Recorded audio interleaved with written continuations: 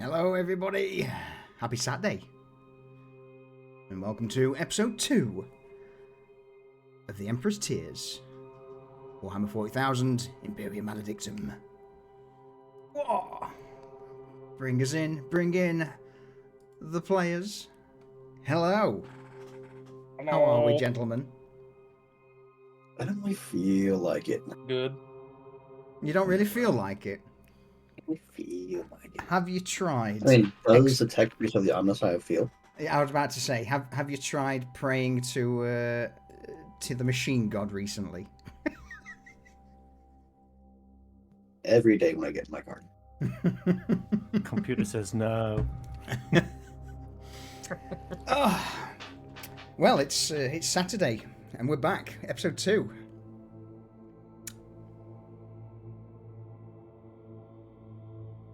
I was about to say the wrong name then. Let's go with Constantine. what are you going to say? I mean, it may have been another character's name. Who knows?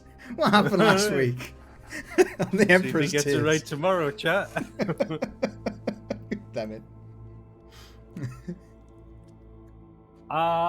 So last week we started out with a kind of brief introduction of something going on. We were going down the stairs to a room. It turned out that room was full of chaos. See? Yeah, you got it right. Chaos. Heresy! Fucking heretics everywhere. So yeah, it was a sneaky little intro into a sneaky bit of combat. With grenades, shotguns, lasers, and chains, swords, and axes, because Tor's got both. A little brief fucking bit of carnage, and then Solution was like, "Bet you're wondering how these guys ended up here." Pretty much, yeah. Rewind to the start of the mission, where we're introduced to our lovely inquisitorial retinue. Oh, caffeinated sip. That was lovely. And basically them on the temerity of a fit. Is that Yeah, we'll get there eventually. Even I fuck it up, don't worry about it. Fucking damn's a dick. It's a weird word, I think. But yeah, on board the ship, and they're going to. They had a little meeting with their patron, Inquisitor Victoria Ariana af Aldona. Yes, it is in fact a fucking mouthful. I can imagine I'll be saying that a lot. This campaign. Feels Hopefully good. more than the fucking ship's name. Fuck. I mean, Okay, so granted, just very quickly, we did say, yes, it's a mouthful, yes, it's a pain in the backside, but goddamn does it fit. It does, and that's the problem. Couldn't I just went with something simple like the Emperor's Light or something like that? I could have done, but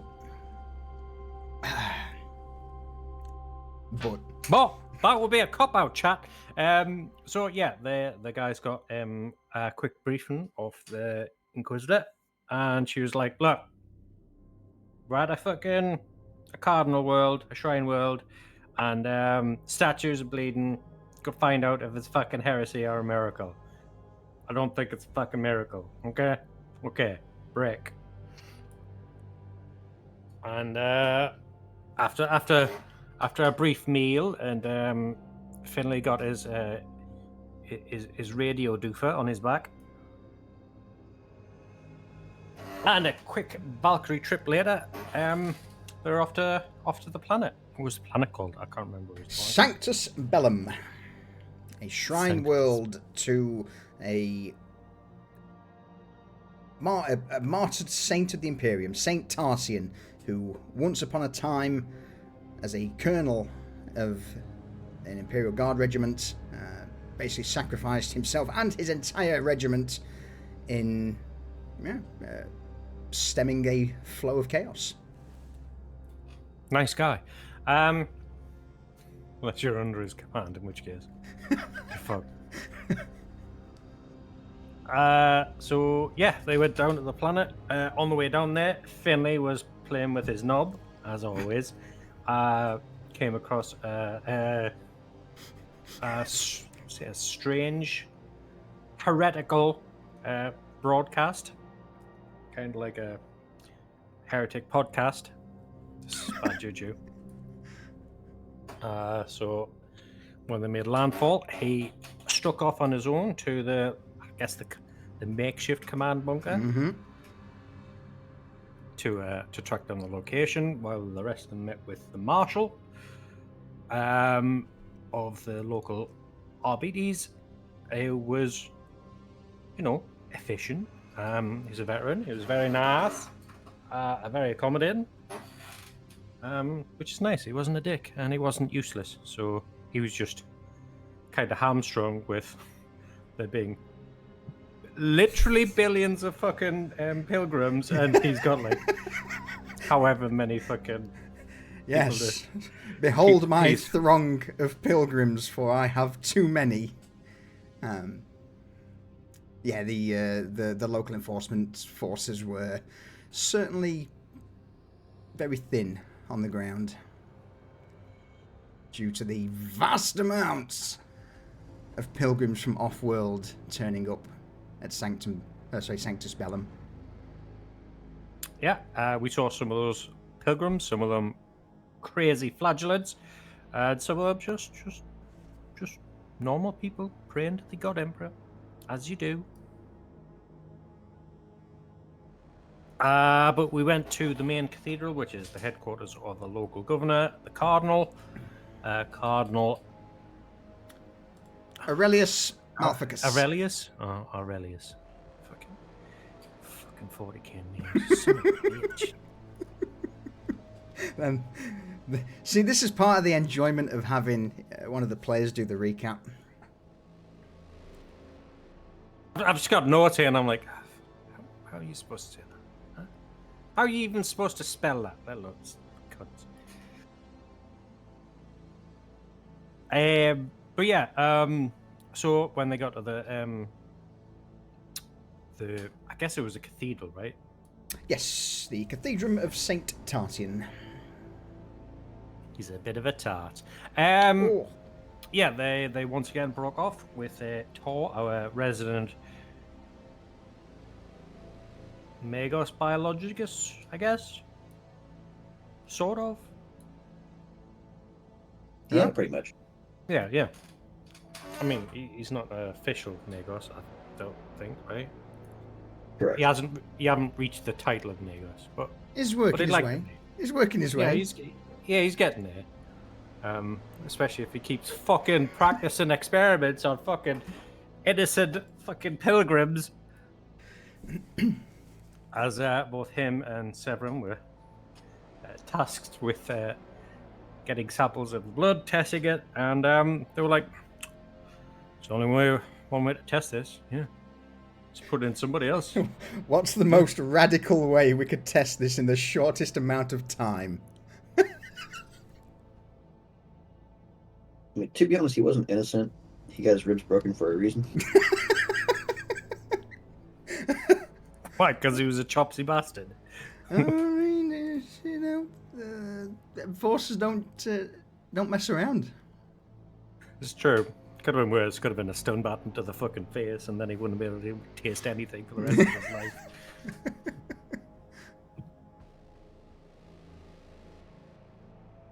So yeah, they tested this blood, which seemed to be tainted by chaos and coming from seemingly nowhere.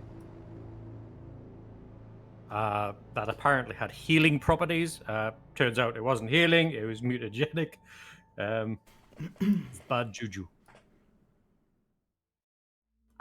Meanwhile, Constantine and his ever-trusty bodyguard Errol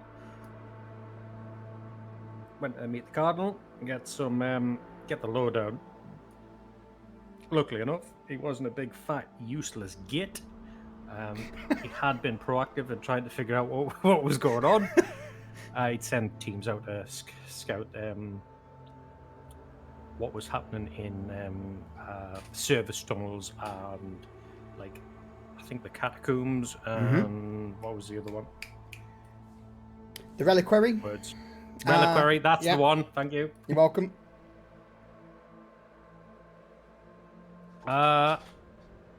And sadly, none of his people had came back, and he was like, ooh. And that's when you guys turned up. I'm like, okay, we know where to start looking now. Cool. What about the blood? And he was like, well, there used to be like a old cleaning thing for the statues, and now he thinks it's being repurposed for the blood, but we still don't know where all this fucking blood's coming from.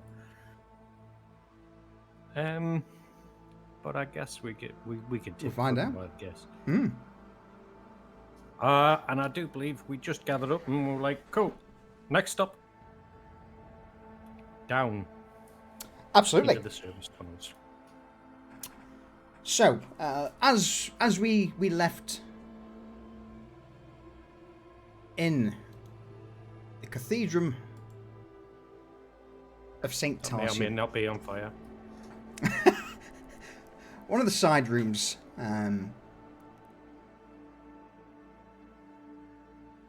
you would see a member of the enforcement team step inside, close the door behind him, as you all congregate outside to plan the next course of action.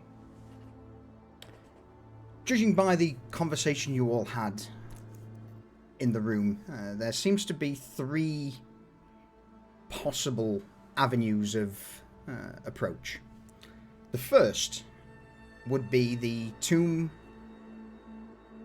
of Saint Tarsian himself, located at the far end of this grand, miles-long cathedral hall.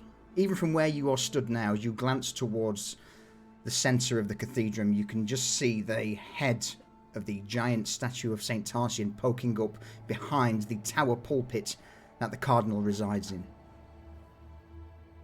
The other option is, of course, that there's been some murmurs, information regarding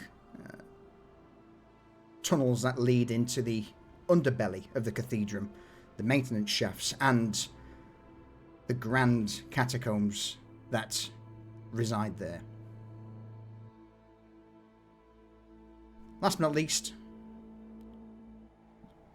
to Constantine at least, was mentioned a certain priest was requested to gather information and bring it to the cardinal in a report, but that report never materialized. If I remember rightly, you were with the data slate he took. He did transfer several details over with the location of this priest's abode, as well as the... Yes. Yeah, excellent. As well as just the rough access codes to step into the Grand Reliquary, the Tomb of Saint Tarsian.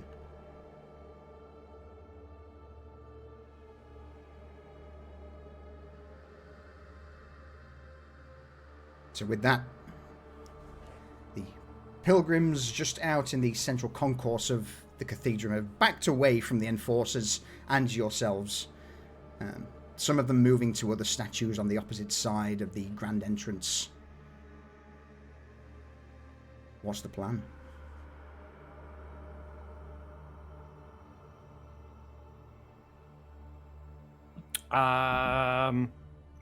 Constantine will be like, well, what do you think our first move should be? Input?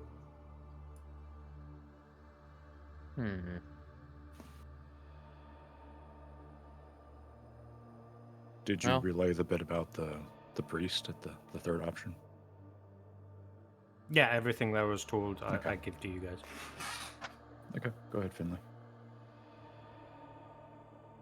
Do we have easy access to the maintenance tunnels from here? We could at least check those quickly and try and get under before we go over and walk God knows how long it'll take us to get to the tomb. I don't know how easy it is. I know we have access and access codes to get there. Finley, Constantine, roll me a navigation surface check. Very easy.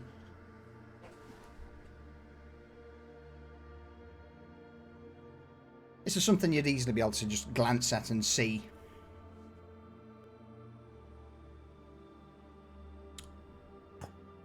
So, Constantine, the statue is roughly 2 miles away. Well, probably a mile and a half. It'd take a good half an hour to walk down the grand central chamber of the cathedral to get to it. Finley, for a brief moment, access tunnels beneath a cathedrum of this scale.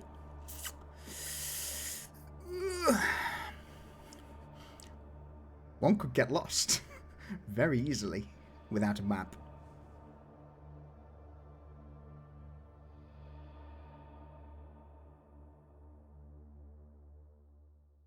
Finley's just gonna go, fuck it, and start slowly walking towards the statue, making his way towards the tomb. Seems to me there's two things to think about. In this, if there was an easy way to wherever we need to find in the reliquary, someone would have seen it. I think there's a good chance there's something hidden. And the fact that this other fellow didn't come back at all from trying to find information makes me suspect he might have found more than he was bargaining for.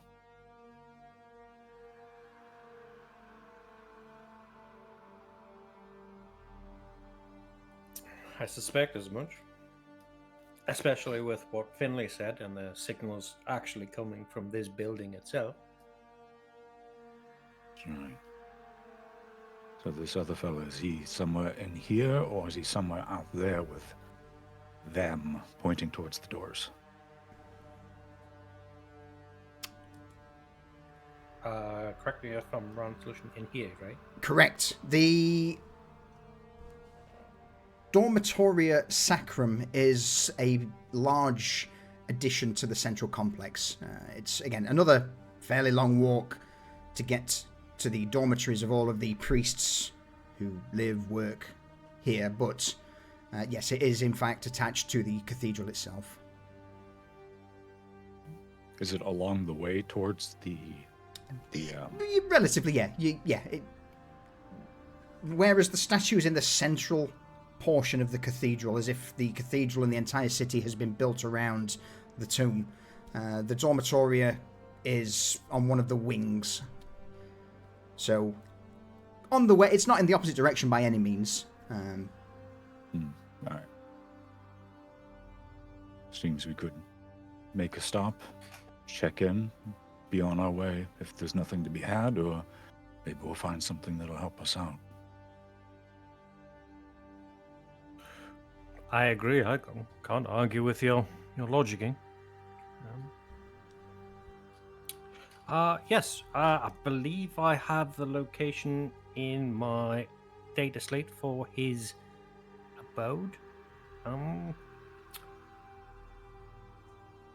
I'm going to pass off my data slate to Severin and go, lead on.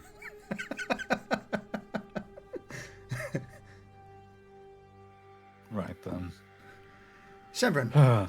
With a and somewhat unsurprised look, like, yep, this makes perfect sense. He's going to start heading towards the dormitorium.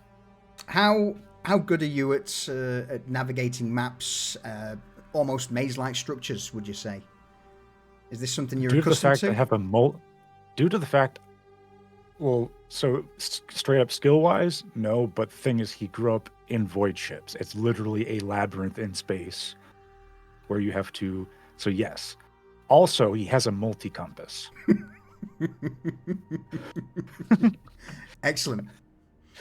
Roll me a navigation surface very easy test, please, Severin. Okay. As you pull up the data slate, look over the schematics, the map, and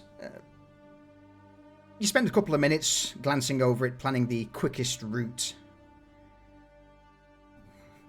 beneath the various platforms, shelves, statues, and other miscellaneous religious idolatry that's basically just line the interior of the cathedrum, making it a maze unto itself.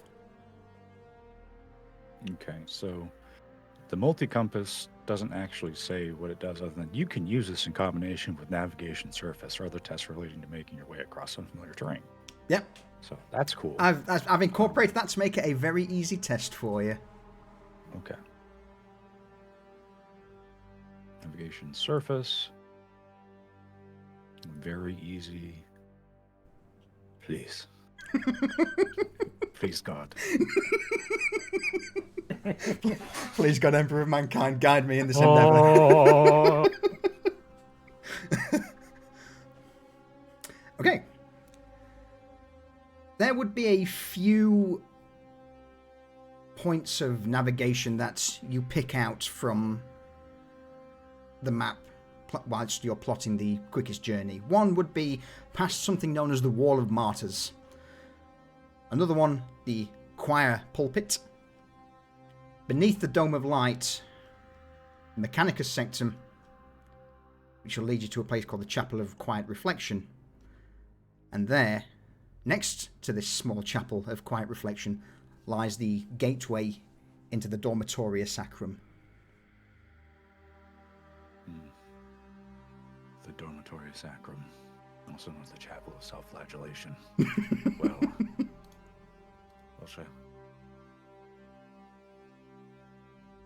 after this journey and navigating through all this austere backdrop, Severin's going to look at the door, and he's going to look at the data slate and just take the room number,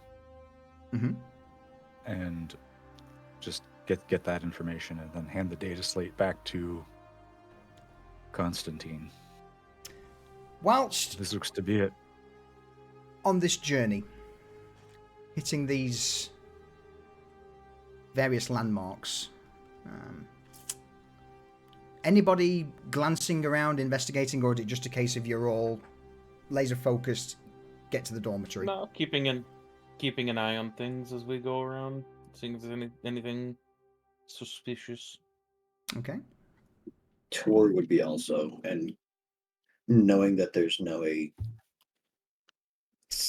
slightly chaotic, I guess, like aura around the blood, he's gonna kind of pay attention to any kind of effects that he can see with his augmetic eye. Okay. Errol will be looking out for physical attacks due to being a bodyguard. Excellent. Yeah. Just taking a look of the people. All right. Okay. Constantine, anything you're doing on this journey? This is not a quick journey by any means. It's, again, roughly 2 miles, making and snaking your way through the grand chambers of this cathedrum toward the dormitory, along with a few of the other sites. So you would have time to take in the atmosphere if need be.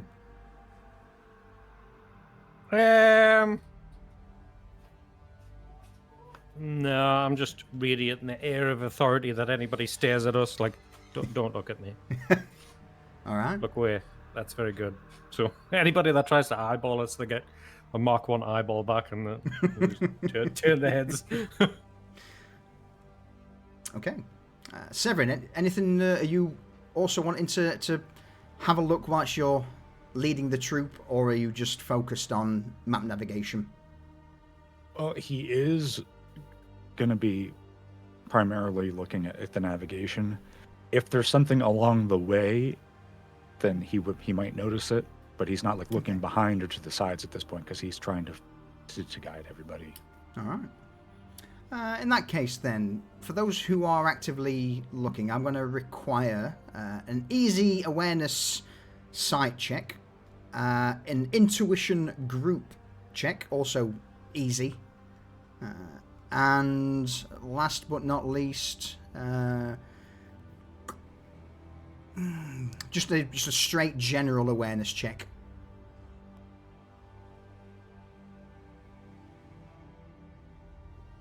Is that from everyone? Yeah. Just so we can get a couple of numbers on the. And what was the last one? Just a general awareness, a straight awareness check. No modifiers. Easy or challenging?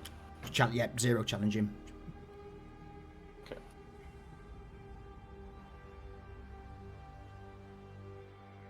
Jesus. All right. So what have we? We've got some good one. Talk amongst yourselves briefly while I send out some details to people. Deets. Tor's going to turn to Constantine, and he's just going to mention, the longer we stay away from the maintenance tunnels, the longer we also risk not turning off the blood, and the more people painting themselves.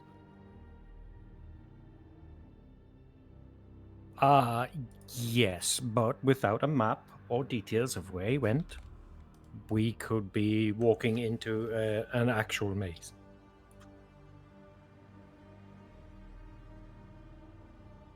And when he's saying that, he'll stop in his tracks and be like, huh. Does that look familiar to you? And he'll point towards a raised pulpit near an altar. It's usually where there's choirs and preachers address like congregations off to the side because this place is fucking huge.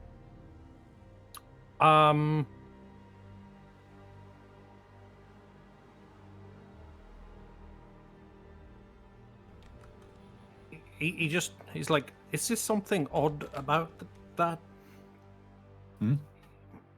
Severin will take a look. Everyone's got different things that you've noticed, depending on the roles.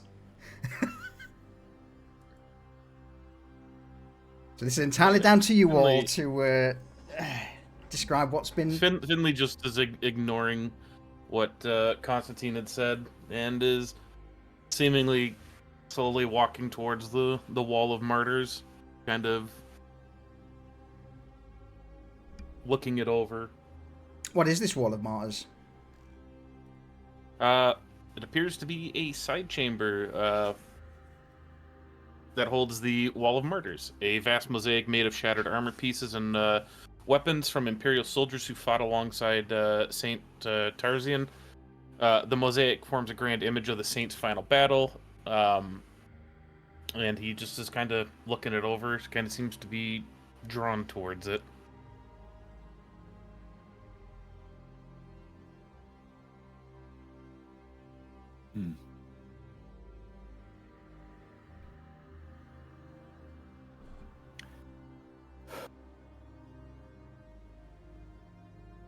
So many things. We'll do. We'll go with the Wall of Martyrs first as you approach that, and then we'll head over to Constantine. So with the Wall of Martyrs. Yep, go on, Finley. He's looking it over. Looks back to see if anyone has, followed him over. Hell, like, just thinking to himself, what the hell? I can hear shit. Anyone following close to Finley?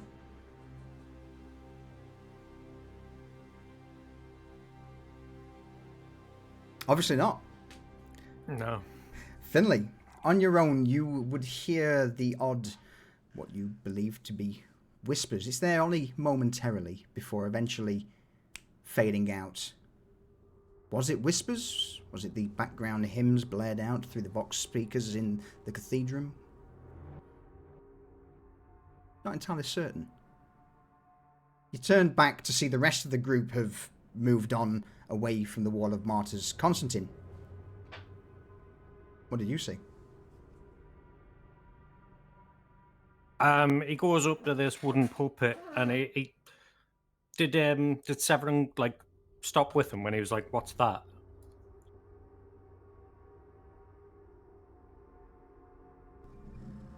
Severin. Severin. Severin's gonna go over towards where he's pointing. There's a the base of one of these statues that has the ever weeping substance. And there's a ornamental plaque that's been there for clearly quite some time. You know, being that this thing is this cathedral is ancient at this point. There's a plaque, and it has, you know, like you see with any statue, there's the bronze plate at the bottom that describes what it's for or what it's commemorating. And the text says something. It's there to consecrate or commemorate the eternal triumph of General or Colonel Tarsian, or Saint Tarsian rather. But upon closer inspection, it appears that someone different than the machining in the bronze plate, it looks like someone has tried scratching away the letters and changed the meaning from eternal triumph to eternal struggle. At this point, Constantine, you're pointing towards the choir pulpit, whereas Severin's looking off to the side at two statues, or at least one of the statues that line the choir pulpit. So he's going to look at what Severin's looking at, read what it says, and then he goes,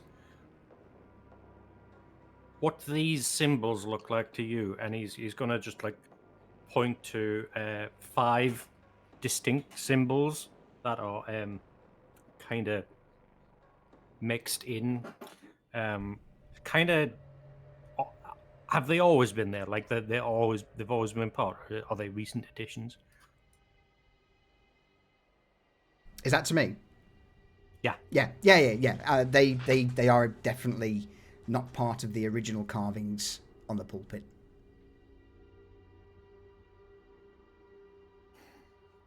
Now, it might just be my imagination, but that is not part of the Imperial Creed. And he points to one that looks like 3 circles with 3 arrows pointing out,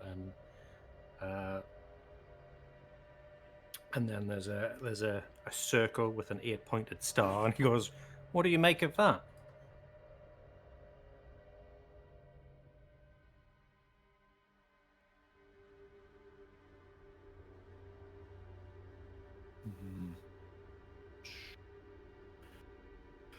Let's see.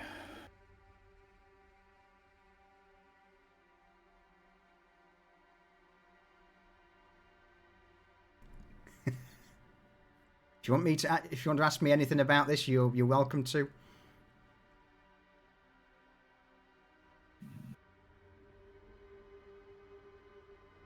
Yeah, just looking at this, is this anything that would be recognizable?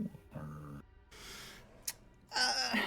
You've certainly seen, all of you have certainly seen runes like these etched in the past, and they are very much symbols of the eternal enemy. Heretical symbols from...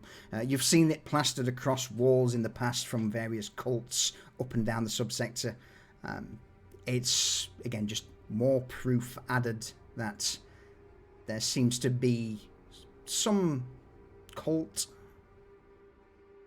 working their machinations through the Cathedrum, right under the very noses of the ecclesiarchy and the priests who live and work here.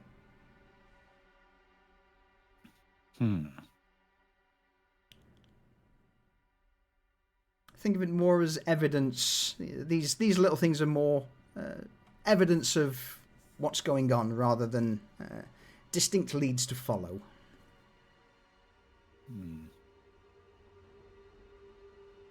Interesting. Tor has a augmentic eye, right? He does, yes. Can you use that to capture and store images? He can, but the images won't stay for very long. They'll be overwritten eventually. He'll just go to Tor and be like, can you capture some images of these for me for evidence for when we make our report to the Inquisitor later on, and send them to my data pad, please, Tor. Then he's going to go, Finlay, Finlay, what are you doing, Finlay? Yeah. We're going this way, Finlay. No, you guys aren't hearing that from over there?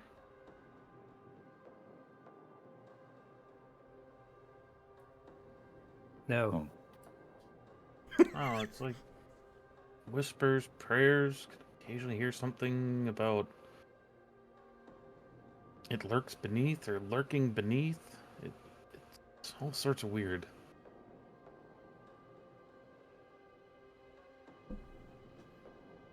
Are you saying you're hearing voices, Finlay? It's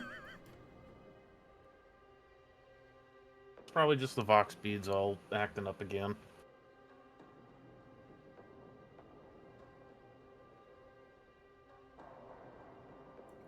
Right.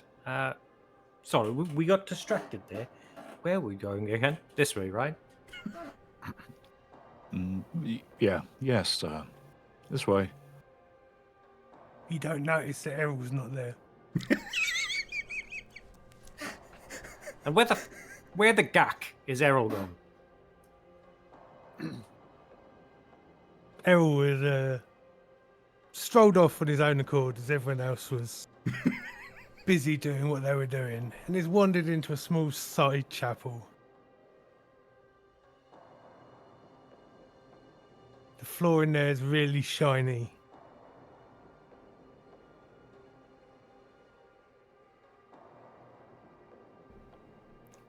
It's a small chapel used for like personal prayer and that. So he walks in, looks at the pews,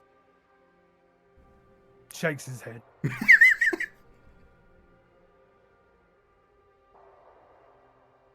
And just slumps down on the shiny floor. And starts pulling faces into the his reflection.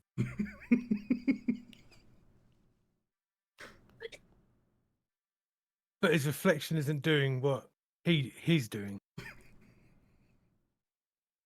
So he pulls bigger faces, harder. Trying to force his reflection to do what he wants. It's not. His reflection seems to be getting angry. His jaws set, he's growling. Silently, of course. And it seems to pull its head back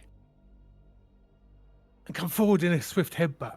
And Errol scampers to his feet and starts smacking his slab shield down on the very polished, shiny, antique floor, smashing the shit out of it. Away! Away! You would certainly hear echoing through the area the sound of metal cracking, breaking marble before the cries of Errol, away, reach your ears. Okay, we found Errol. Errol! You see 4 or 5 priests just run past you, their face pale, terrified. Before you reach this small building. At this point, quite close to... you've all, again, made your way towards the dormitory. And this small chapel at the edge is the Chapel of Quiet Reflection. The last waypoint of Severin's nav marker on the data slate. What do they find, Errol? Find a panting Errol with a smashed up piece of floor in front of him. It's basically marble dusted.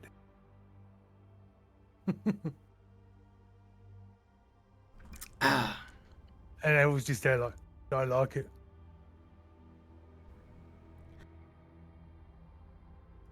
Right. Come on, Errol. Come on out of there. No more wandering off. Come on. Got work to do. Okay.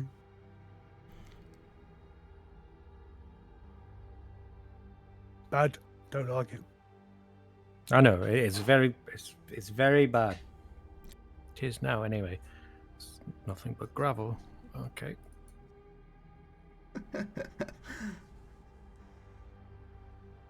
with the floor left in a state of disrepair, you begin to make your way towards the large door that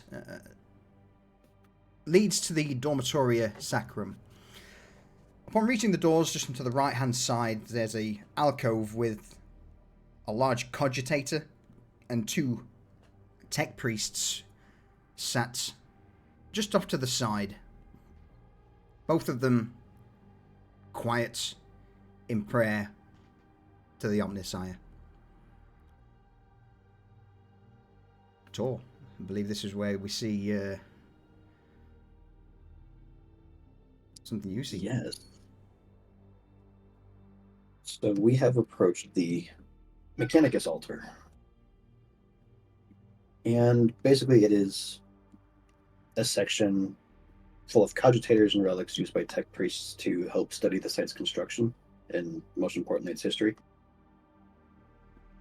However, there are some concerning reports of seismic activity beneath the cathedral. And some of the files mention a resonance anomaly roughly about the time that the phenomenon began. And as Tor's poring over this information, he's going to kind of wave his hand at Constantine to have him approach as well. Granted, quietly. And he's just going to turn his head to him and kind of whisper to him, "This is all going on at the same time. This resonance anomaly, and even the Mechanicus has sent teams down that have gone missing."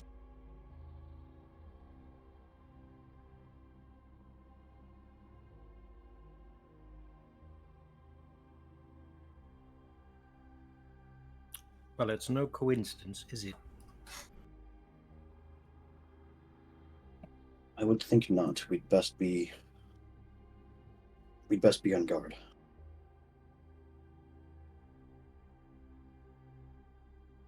And he is going to certainly offer a prayer to the Omnissiah before continuing on their journey. All right. Even more signs now show that something is certainly not quite right here on Sanctus Bellum. And now as you reach the door, having spent, I would imagine, roughly an hour and a half, maybe 2 hours, traversing through the Cathedrum to reach the Dormitoria. Severin, with you in the lead, we go back to where you approach the door. All right, so arriving here, all we have is the information. It's not like we have a map of the dormitory, right? Correct. So, like I said, Severin is going to look at the dormitory number and for the name of the priest. The priest. And see. Yep. You're looking for Quillmaster Sevian Karl, and the rune number would be 1092. Okay. Room number 1092. And so he's going to power off the data slate or put it in sleep mode or whatever and hand it back to Constantine. Thank you. I think that seeing as all the things we've been along the way, have to expect that there's something in here that's going to be related, and if there are people making these marks, they might very well live in this dormitory. Wonderful. Everyone keep their eyes peeled. Do we have an index for this place?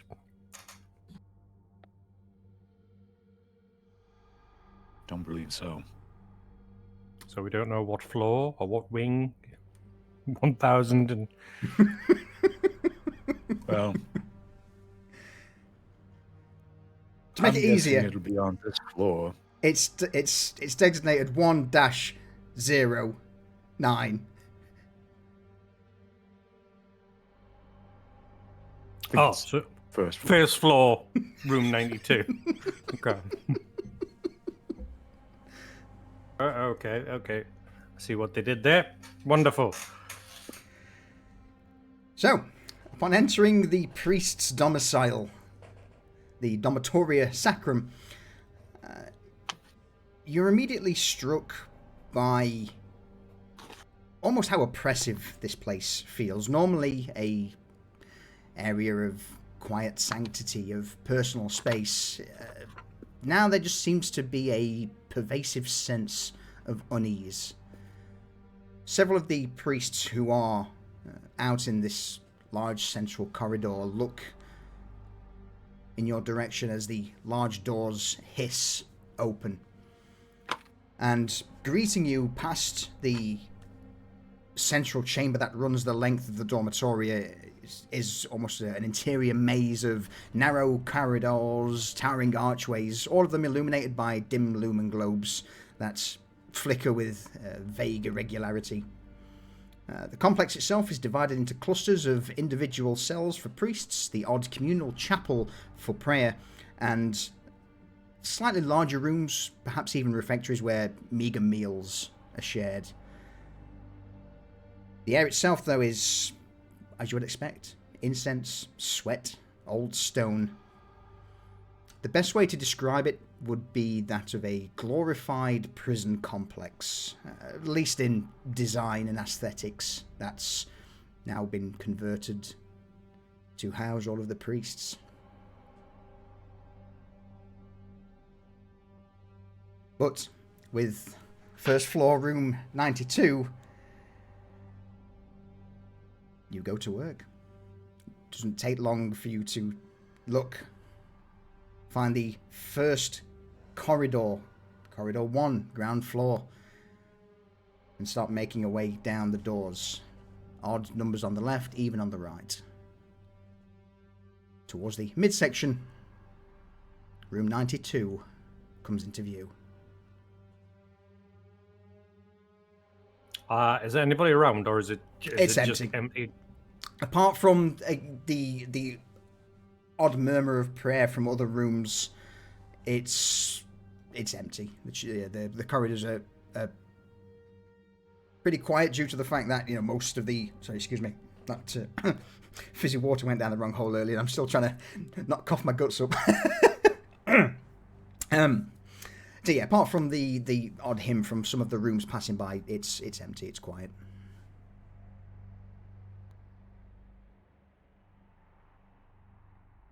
Then we'll just stroll up to the room. I'm guessing the door's locked, yeah? Absolutely.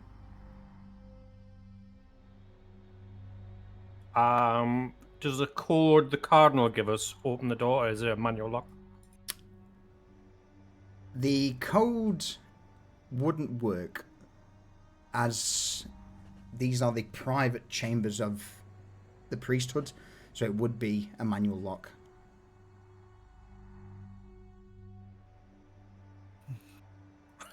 He's gonna look at Severin, look at Errol, and go, now which door lock do I use today? Let me see here.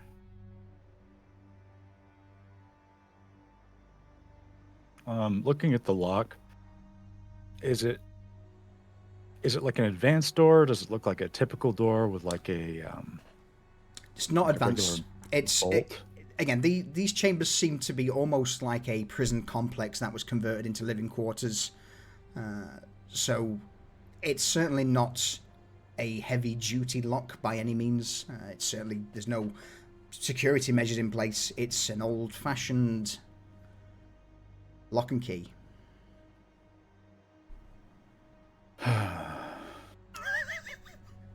Well, it's not really the thing I typically do.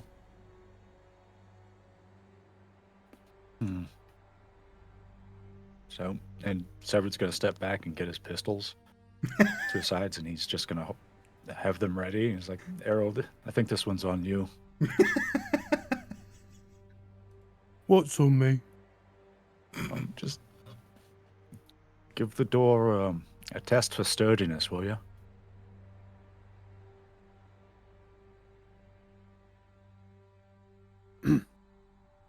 I walk up and just bang my hand on it once.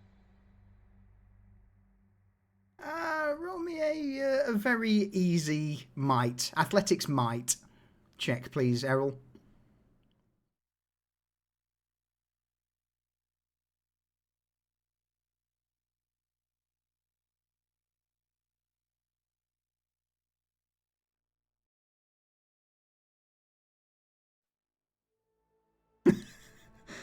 What happens to the door?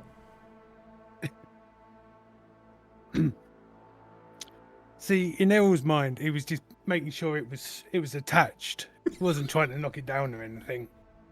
But it's wood's rotten and it just falls off its hinges into the room. Oopsie. With a heavy thud, the door slams into the room, and you are immediately assailed by the scent of burnt incense mingled with the metallic tang of dried blood. Does the door fall flat on the floor? Does it look like it fell on top of something? There is a 30-degree or so angle, as if it fell on something. Severin's going to look over at Constantine and everybody else. I think we found him. Pointing at the door with his pistol. Oh, goody. Errol, can you lift the door up and move it into the corridor? What's left of the door, anyway? Leans forward, grabs it with his massive meaty hand, and just drags out of the room. Something's caught on the end for a brief moment, Errol, as you start dragging it. Just yanks it. There's a crunch, a squelch. The door comes free, and a bit of a smear on the tiles of this room lead towards the door. But the door is no longer in the room. The room itself, though, is illuminated by several flickering lumen globes that hang from one of the walls. Their flickering seems to cast a weird, almost writhing shadow occasionally in this room, and, well, the main thing that would get your attention would be the corpse of a priest. Now splayed out across the ground, its arms outstretched towards the door as if something heavy's just dragged it that way. The body, the rest of the body at least, seems to be contorted in a rictus of agony. The hands that are now outstretched towards the door are missing their skin down to the first knuckle. Eyes that should be there and peer at you are absent. Nothing but scratched remains, as if they've been gouged out. And the last thing would be in the mouth of the priest, with his head now tilted back looking toward the door where you all stand. Parchment stuffed in his mouth.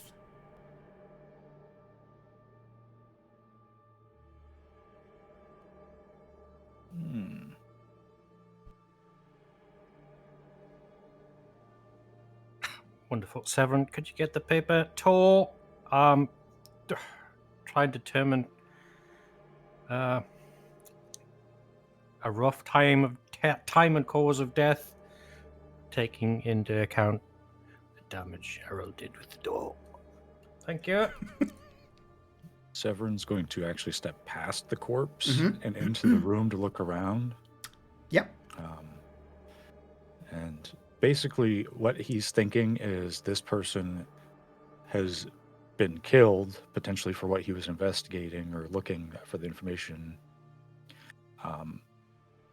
And he's looking to see if there's like anything like a stash he might have kept something in, or Absolutely.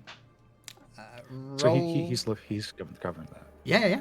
Roll me. I imagine you're going to be spending a bit of time, so a very easy logic investigation check, please, Severin. Hooray. It's solid. It's great. You are thorough, if nothing else. The desk itself, this domicile, is small and sparse, befitting that of a humble priest. Is anybody else looking with Severin, or are you all... Finley would be in there helping. Okay, so Finley, Severin, as you both are looking around, Severin, you would notice that the desk is strewn with worn scriptures, scrolls, and marked with hastily scrawled annotations. You would see that there are a few familiar sigils on some of the parchment, again, just at a glance.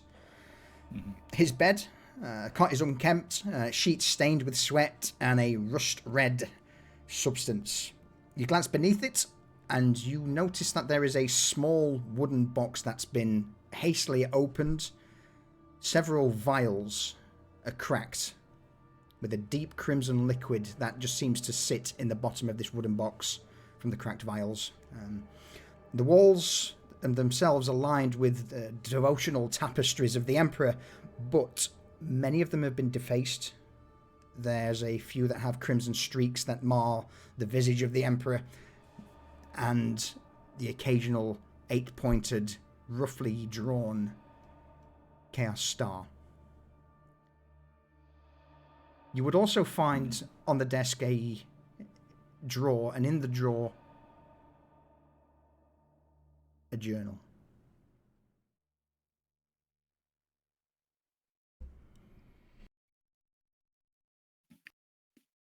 Well then. Severin's going to pull the journal out. And he's going to hold it in one hand and look at it. And then look at everybody else while they're doing whatever they're doing. Anyone care for a glimpse at the mind of a madman?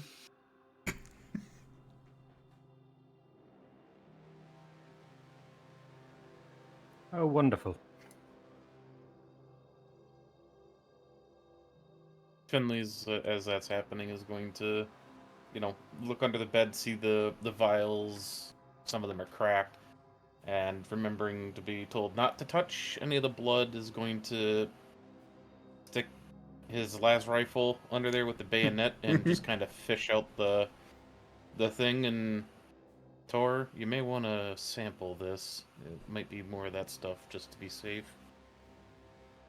Kind of pushing it along the ground with his bayonet, making sure not to touch anything. Make sure it doesn't touch any of the blood or whatever this is. Tor is currently knelt over the deceased body of the priest. Mm-hmm. He has since finished fishing out the parchment that was stuffed in his mouth, and he's holding up the Constantine while he's using his mechadendrite to basically perform a full autopsy of the body and see when it died, possible cause of death, because a body this torn apart, it most likely was cause of blood loss, but he wants to be certain. He's also trying to determine if there's any kind of chaos interference as well. In that case, roll me a straight up. No, let's go for again, you're spending time, so an easy, very easy human Medicaid check, please, Tor.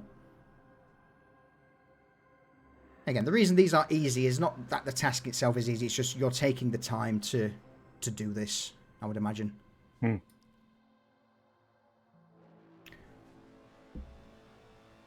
Alright. What would you like to know about the body, then? Question-wise. First off, rough time of death. Rough time of death. The body has been sat here for at least a day, maybe 2. Pushing 3 at the latest. Okay. Next up would be cause of death. Cause of death. Gouging out one's own eyeballs and rapid blood loss seems to be the cause of death. All right, and then with some of the blood samples he's going to be taking, he's going to run one of them and make sure that there's no chaos taint in there as well. With that success, again, spending the time to analyze the blood, it would come back that he is tainted. Not to the extent of what you injected into the poor sap earlier, but there are trace elements of the corrupted blood in his system. Okay. And with that, I would also imagine, Finley, if you're going to proffer this box of blood and broken vials to Tor, Yep. It would seem, Tor, that these vials, the blood from the vials is very similar to the blood from the statues, though perhaps not as concentrated, not as tainted. Purer, perhaps, might be a better term that would cross your mind. Would he have diluted the blood with his own blood? In the vial, you don't know. You don't find any of this dead priest's blood in the vials. Okay.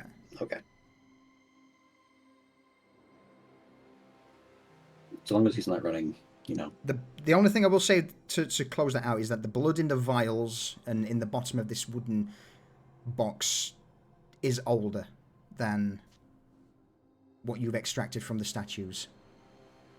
But still, unnaturally, due to the warp taint, unnaturally preserved.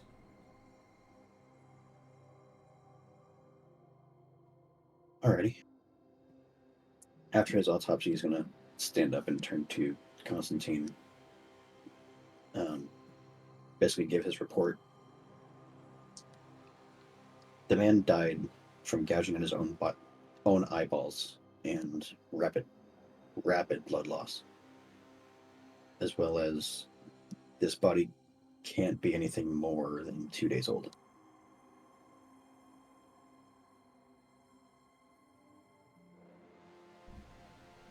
Okay, and the vials? Is that similar to the blood we found in the statues? It's similar, but it's more pure than the ones in the statues. Well, what do you mean pure? Like more pure blood, or? Yeah, it's more pure blood. It's not as tainted as the ones we extracted earlier. Also, this priest's blood is tainted as well. So we're assuming he injected himself with this tainted blood, or and then went mad and clawed out his own eyes. Is that the conclusion we're coming to here? I imagine Severin still stood there with the journal in hand, looking at you, Constantine.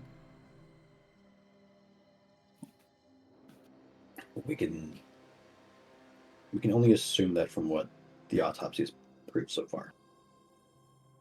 All right. So at this, Severin's going to just open the journal and just go towards the end, like where he expects all the most recent stuff would be.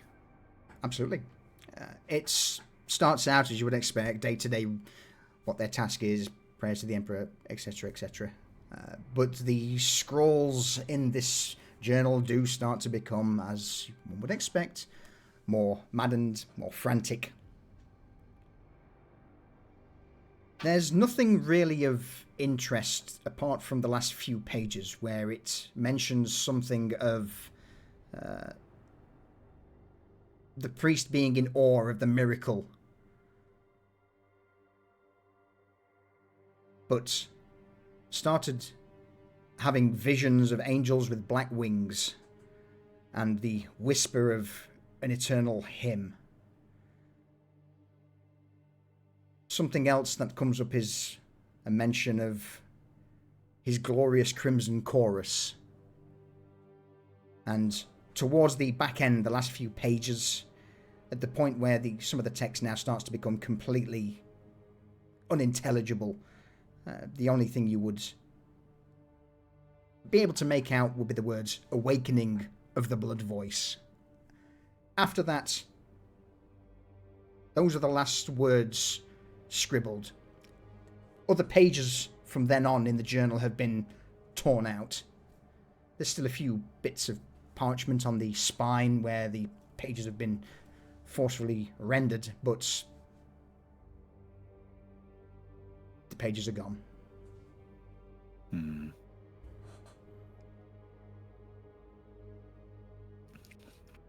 Well, it seems that our friend was losing his mind and talking about some type of crimson chorus and eternal hymn.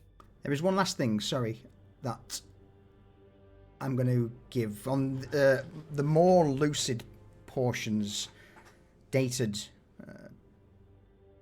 fairly recently, there's a passage in there. In fact, let's see exactly how much I'll give you on this one. Let's go with an easy evaluation check. Easy evaluation. Logic evaluation. Okay. The words are a little disjointed, so you're trying to piece the bits together. And you managed to pick out beneath the scrolls something of a shard being passed off, and that the father was pleased and paid me in the Emperor's tears. So those are the other bits that I'm going to give you with that. All right. Seems that our...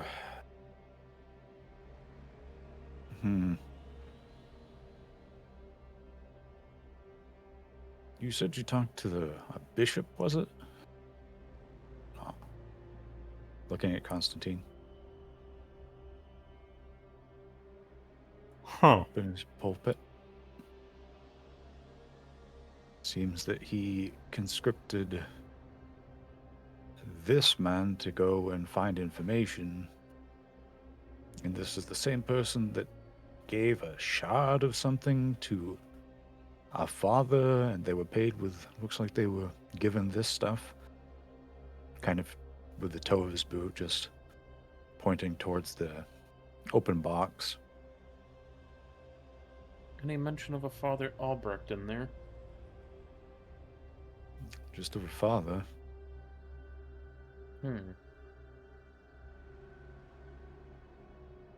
You're seeing a connection there, Finley? Thinking. We do know that Father Albrecht from the Marshal is the supposed leader of this red-hooded crimson robe people. Maybe with whatever's going on, he's now given himself the title of father, and just instead of, Father Albrecht. What about this shard? What could that be?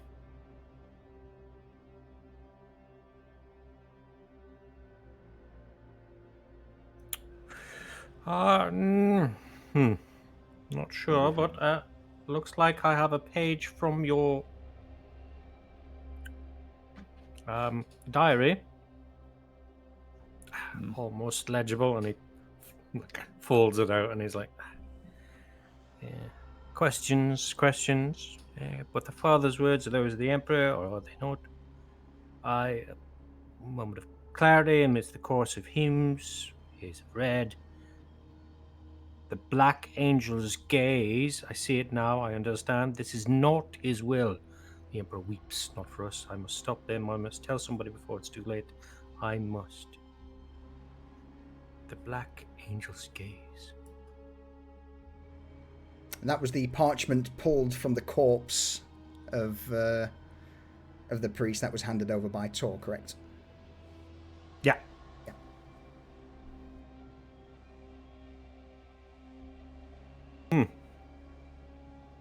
Looks like he was taken advantage of, and in a moment of clarity, figured it out. And then did himself in? Quite possibly in his madness. Or made to do himself in, maybe? I wouldn't put it past them if they've infiltrated this far. They're in the very walls. So, yes.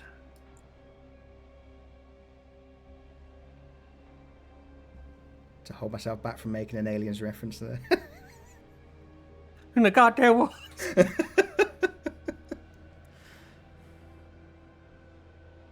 But for all intents and purposes, it seems that that's the main pieces of information from the room. The other scriptures in the man's mouth that you fished out were either too blooded to read, chewed up by saliva, or just incoherent ramblings. Gibberish. Yeah.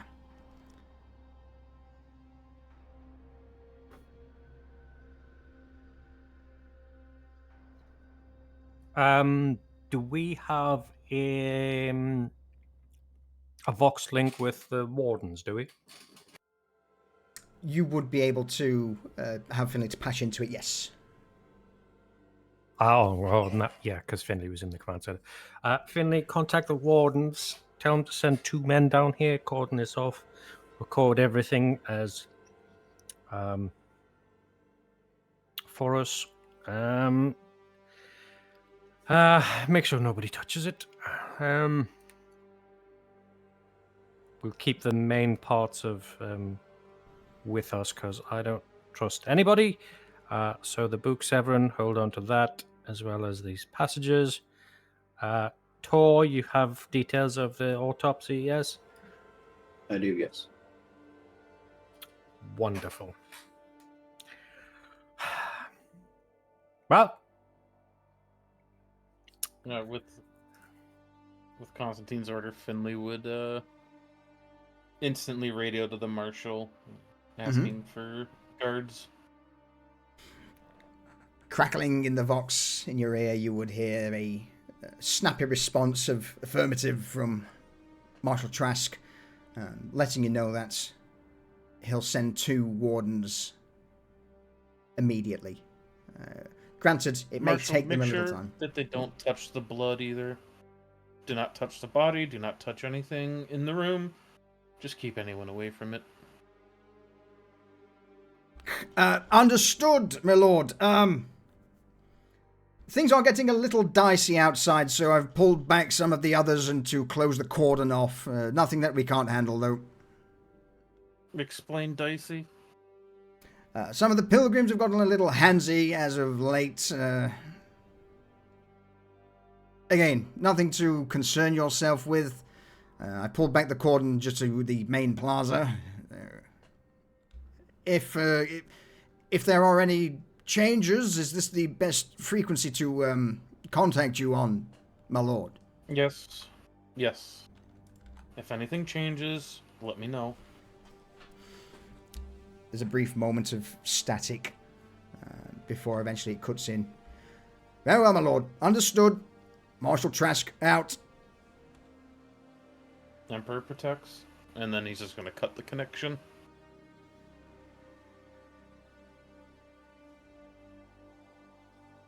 Constantine, the Marshal is sending over 2 guards, but apparently the Marshal's pulled back and tightened up his lines a bit more. The pilgrims are starting to get a little, what was we used? Handsy outside.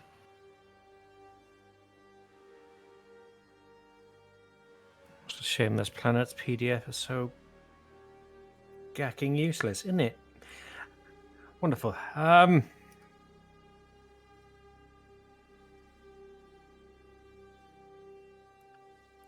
Let me know if the situation changes, Finley. Understood? We might have to radio the Inquisitor and bring in some additional outside forces to quell a full-scale rebellion. Agreed.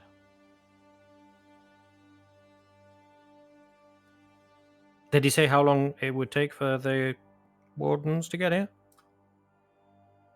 He did not. He just said he was dispatching 2 wardens our way. Wonderful. At a jog, 2 mile or mile and a half, half an hour, 45 minutes. Would you say that's right, Constantine? At a jog, a mile and a half? Yeah. About 10, 15 minutes. Yeah, I mean, they're wearing their gear, so yeah, 15 minutes. Yeah, all right. We'll push it to 20 or so, 25 minutes, just for the maze-like People. the people and the structure of the cathedrum itself. So yeah, we'll push it to 25, 30 minutes for the 2 enforcers to turn up.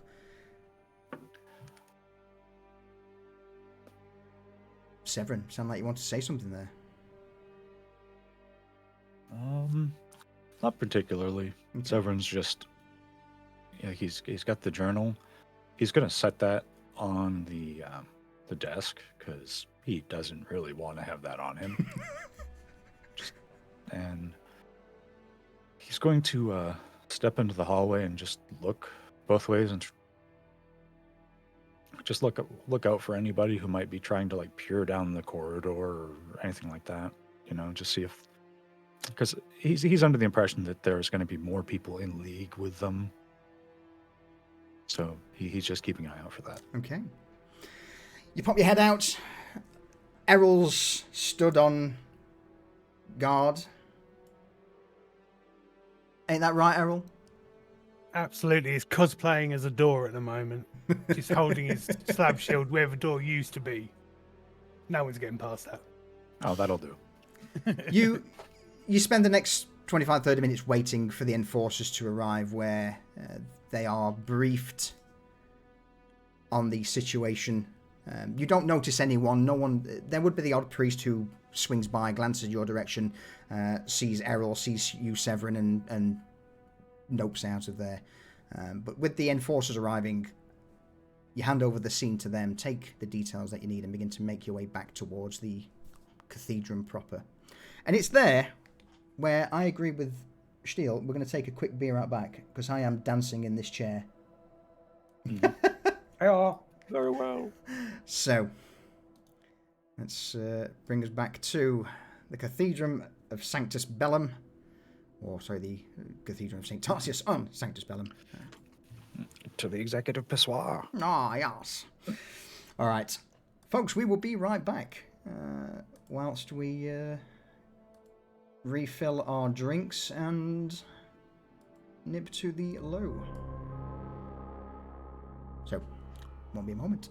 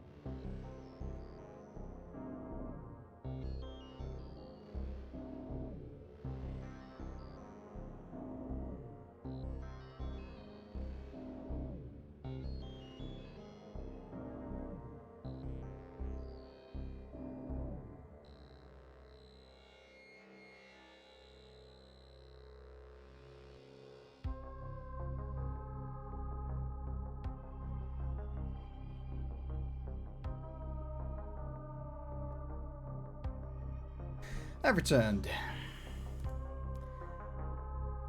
Welcome I back. have as back. well. Oh, I'm going to butcher this and I apologise in advance. Guardian di Ruolo. Thank you for the follow. I apologise for butchering that. Whereas in my usual English way, it'd be like Guardian di Ruolo.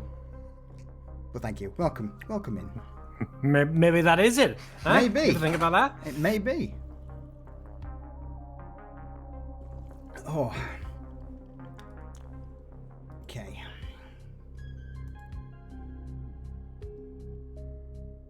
Where were we? I do believe we're just about to leave the dormitory. Yep. So, is that the plan?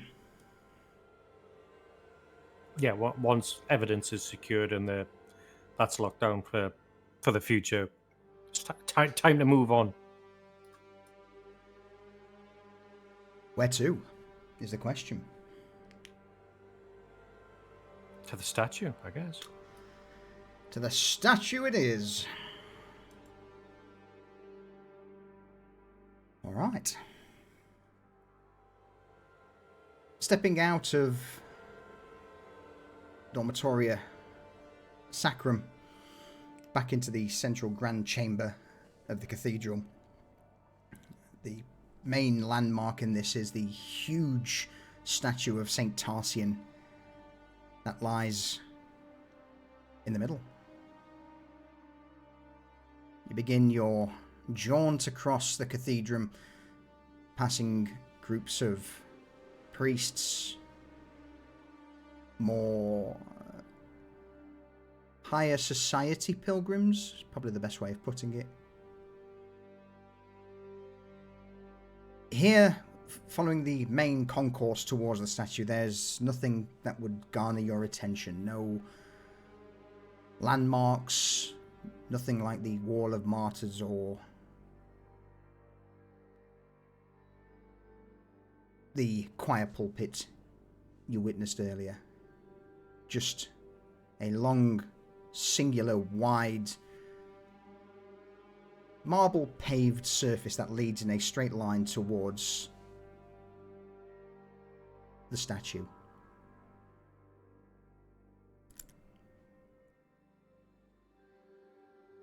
As you get closer, you see that this statue is surrounded by armed priests, those wearing the ecclesiastical robes with lasguns over their shoulders.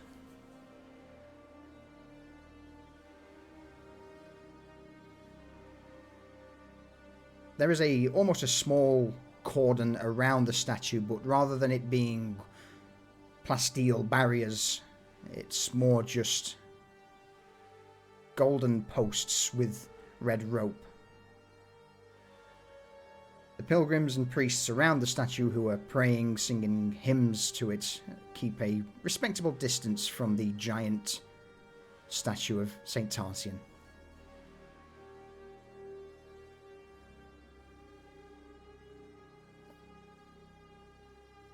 And there should be access round here somewhere near the statue, yeah?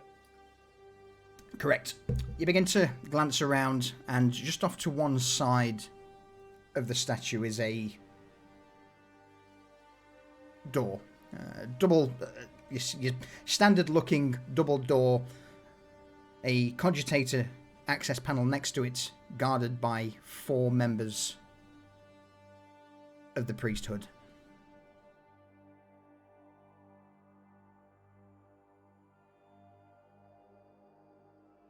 Well, found our entrance, shall we? Yeah, hopefully the priests don't give us any trouble. Moment. Severin's going to pull out his aspects and just scan the priests, see if they come with the same traces as that blood. Because if they do, they're bodies. Yeah. Let me double check the range of the auspex quick.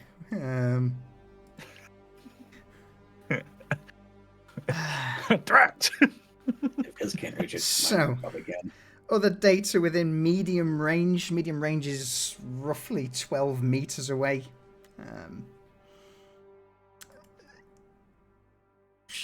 Roll me. I mean, if you want, I'll stock up on them with the Auspex out, and if they react, if they're VC, they'll run. It's your call. How do you approach this? Or specs out? Yeah. We're approaching this. Severin suspects like it's going down, right? So he's just gonna take the Auspex out like in plain view of them, and he's just gonna scan them, like from like just like not like 15, 20 feet. So what, like 6-7 meters away, like in the I could pull a gun and shoot you, but you can't quite make it to me in time to stop me kind of range. All right, as you approach with the Auspex out, it flickers into life, begins to emit the expected beeping noise as it starts to take in readings. One of the priests shoots a glance to the others and then looks towards you with a... excuse me, sir, may I inquire as to what your business is? I would imagine at this point, with you being 6 or so meters away, you're behind the red barrier that separates people from the base of the statue. I would think so, yes. Yeah. I think we were going to stride on, but Severin pulled out his Auspex and everybody just slowed right down behind him. And now everybody's got that itchy. My hands just resting on my gun. I've been in this situation before, when we're just giving him the... Your life depends on what this man says next to me. One of the other guards, just you hear him just say, "Oh, there's one of those Mechanicus individuals, no doubt, just scanning, checking for things. It's nothing to worry about." Whereas the man who stepped forward unslings his rifle. State your business, please, in the name of the Cardinal Aurelius. Well, it's the Cardinal that sent us this way. Got to check out all of these statues, don't we? We do. We have our credentials here because Cardinal gave us credentials and codes, right? Just so we wouldn't have this issue. Yeah. So he's got to hold out his data slate and be like, "Yeah, all our credentials are quite in order." He'll move up towards the data slate, and in a way that one would assume, if this Auspex is pointing at him, he will use you as almost like a barrier. If Tor sees this, can he Let's find out, take shall a we? sample of the man's blood? Holy shit! So let's find out, shall we? Tor, roll me an awareness sight check, please. What difficulty? It's going to be just a straight challenging one against. Against the pilgrim. Oh shit! So as he's trying to maneuver around, keeping out of Severin's range, you spot him obviously making these shifty-looking maneuvers as he steps up towards Constantine and begins to look over the datapad. All right. Then Tor's going to approach and basically say, if you haven't come into contact with blood on the floor over there, you wouldn't mind giving a sample of your own blood, would you? Yeah. You Mechanicus. This is the man starts to get a little het up. The three. Is his attention on Tor now? Is it? Yes, absolutely. All right. then I'm going to pull Silent Vigil and point it at his head. In the name of the God Emperor and the Holy Inquisition, you will give in to my demands. The three other guards immediately see and overhear what's coming and snap to attention. I say guards, guardly priests, and make the sign of the Aquila. This other man who's stood with you begins to sweat, pale. The gun in his hand trembles.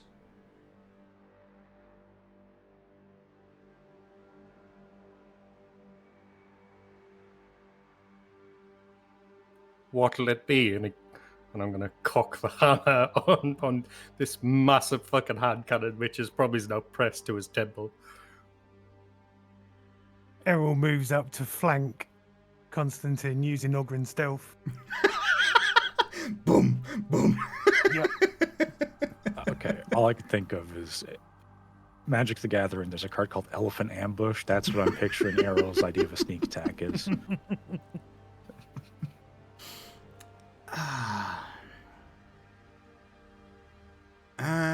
Severin, what does it say? Roll me Severin will maneuver. Yeah. Say that again, sorry, Severin. Severin's going to maneuver, just have like a clear line of sight to this guy. Mm-hmm. So let's see.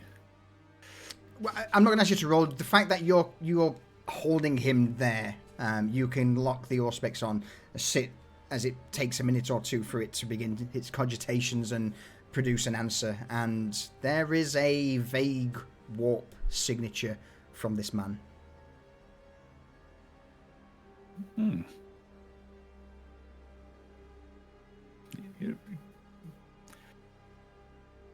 Feels awfully justified then.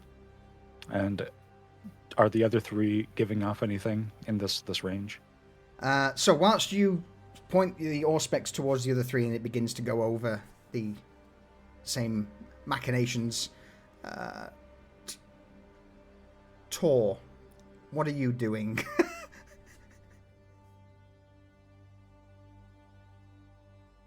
He's going to use his Megadendrite and just take like a small sample of this man's blood, just like from like his bicep.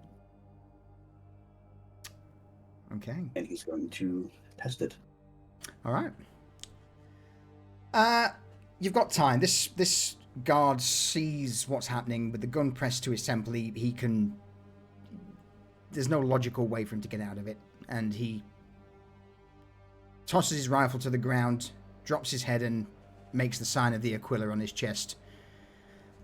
The Auspex, Severin, from your point of view, the other three don't seem to be emitting any warp signature.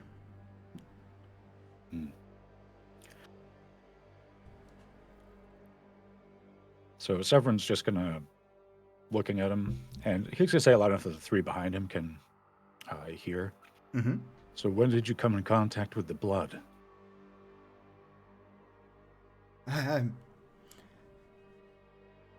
It's a gift, my lord, from the Emperor himself. It was only a small sample. Honest, the days when it first began. So long time then.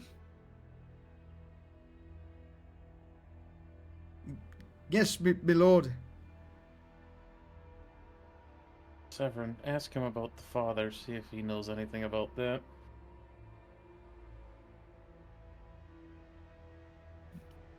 You know anything about a crimson chorus? Man shakes his head.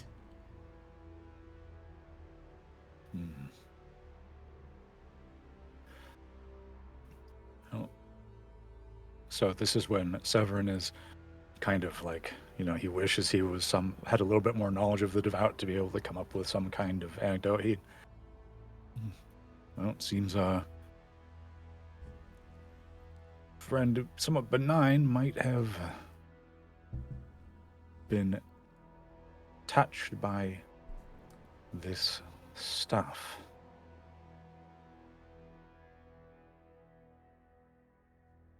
If that's true, the test I'm currently running should prove that. Also, if it was in the beginning stages, it might be pure, just like the priest's was.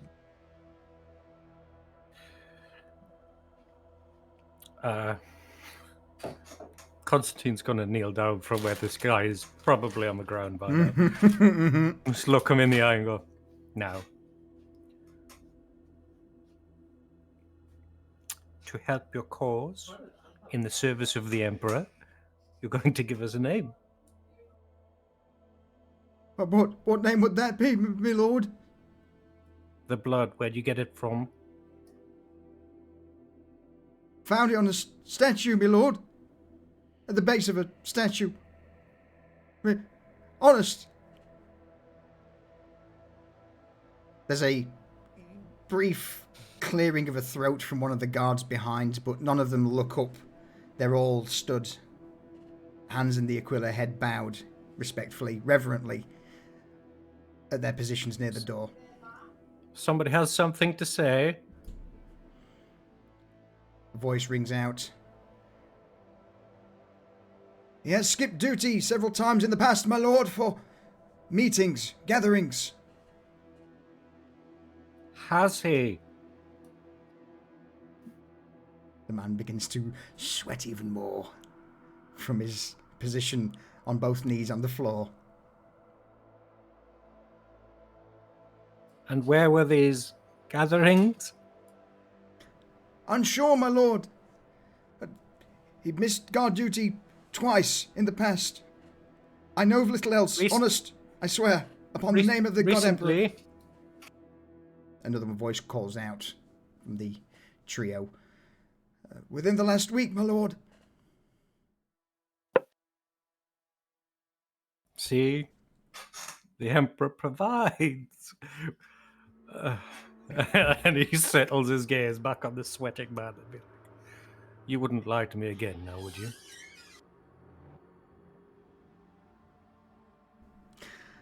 He is going to scramble, or at least attempt to.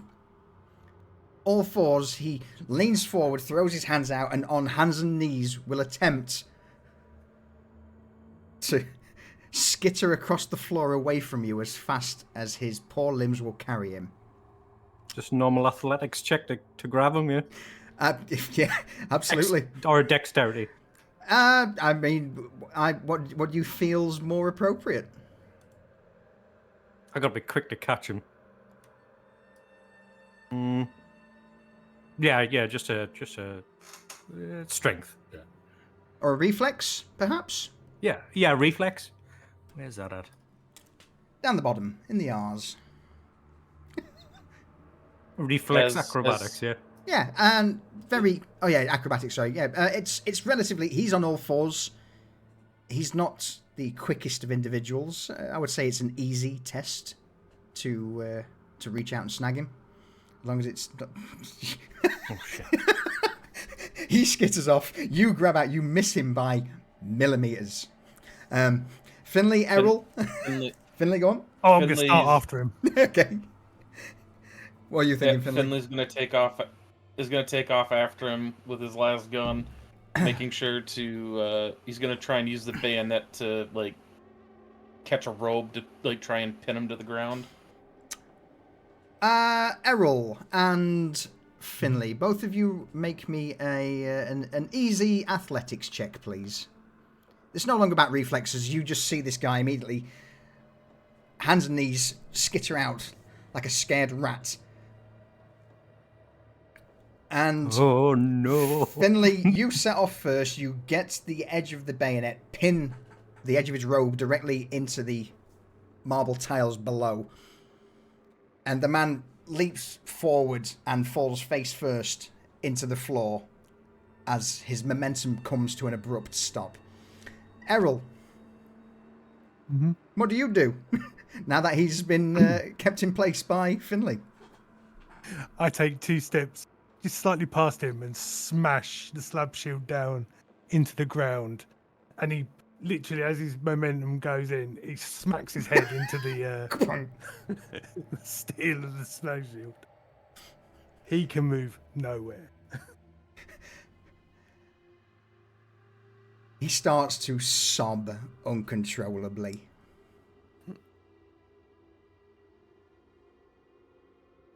I'll just Tor leave the is pin there, and Finley's gonna rest the rifle against him, and he's gonna unhook one of his fire bombs or grenades and just start playing with it.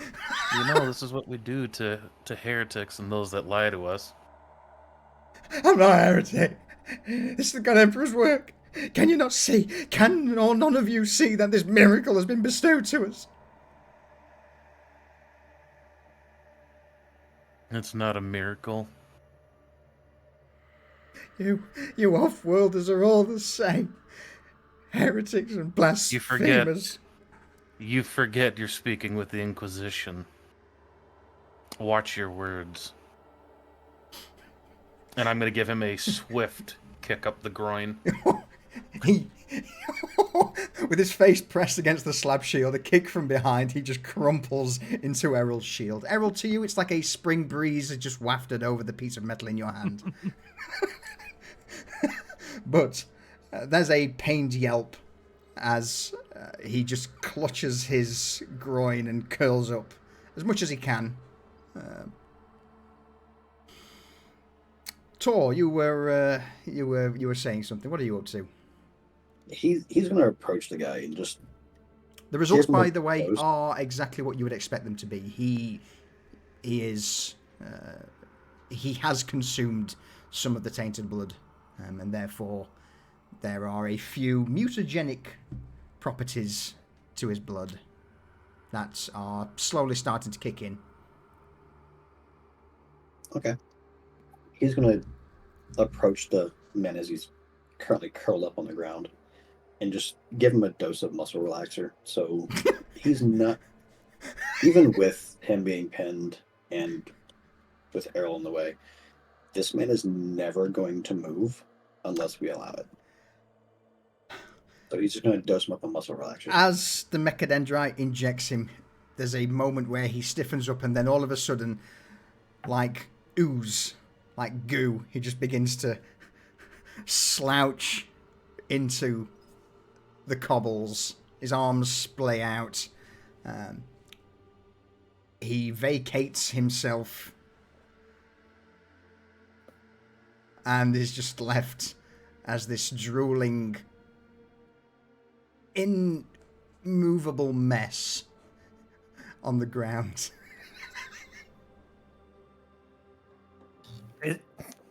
Or is he still able to speak? Is he paralyzed? He's not paralyzed. He's feeling really well. Oh. Can he still feel pain? Certain degrees of pain, yes. Wonderful. You're really going to have to hurt him. My thoughts exactly. And he reaches into his coat pocket and pulls out an excruciating kit and leans down beside the guy and goes, "Now, I suggest you tell us exactly what you need to know." What do we need to know?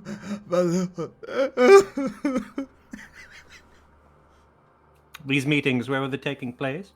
Is it a coincidence that you're here guarding this statue? Part of my...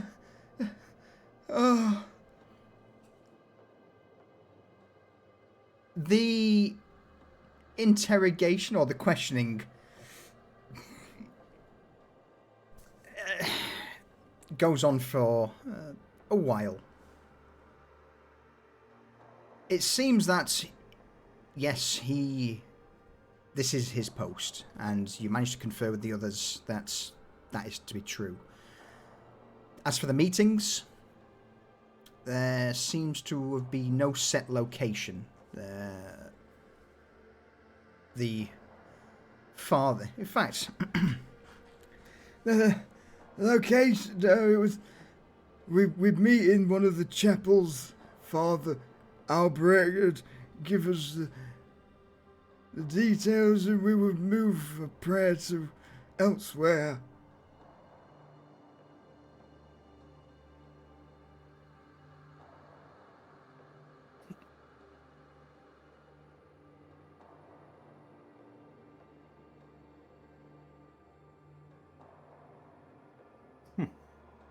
Good. Well, see, that wasn't so hard now. I didn't even have to break anything.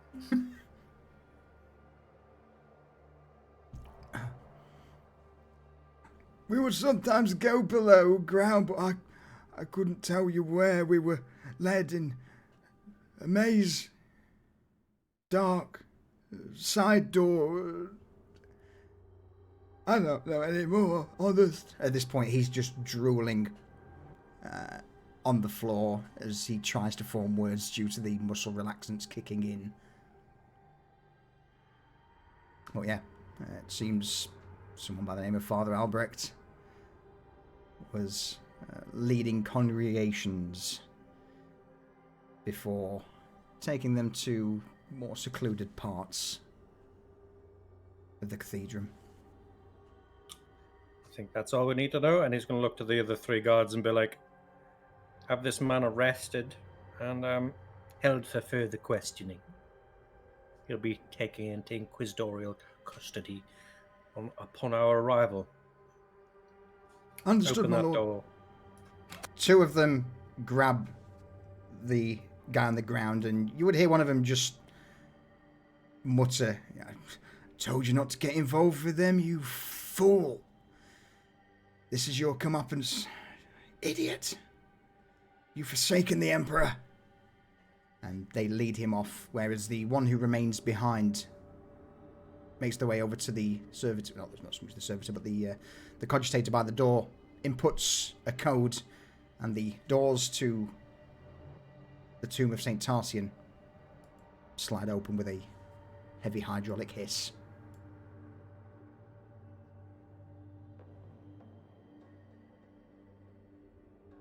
Thank you. The Emperor rewards his servants, those who are pure.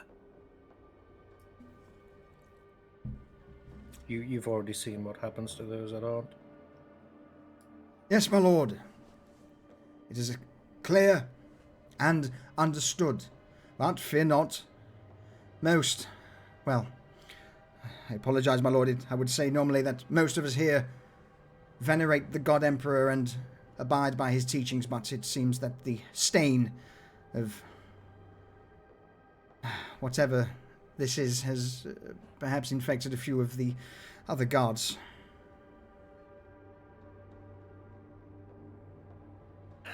Stay ever vigilant, for he watches us all. And The Emperor he's gonna protects. stride off. Emperor protects as he goes down. I'm guessing it stays, is it? It is. Yes. All right. So.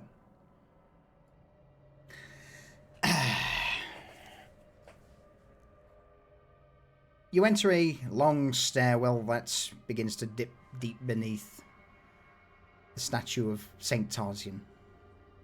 It spirals round a few times. There are the odd 90-degree turns that leads eventually to this sacred chamber beneath the cathedral's central statue.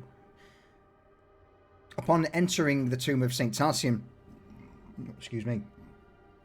you are immediately met with quite a large chamber surrounded by votive candles, purity seals, ancient carvings, along with illuminated stained glass windows that line both sides and the far end of this underground sanctum. The statue at the far end is easily 5-6 meters tall, made of white marble, and a sarcophagus that lies just in front of it. Black obsidian veined with gold filigree. And as you all step into this chamber, inscribed on the ground on a large bronze plaque, easily 3 meters by 3 meters, reads the words in High Gothic: "Here rests Tarsian, shield of the people, who banished the shadow and spilled his blood in the God Emperor's name."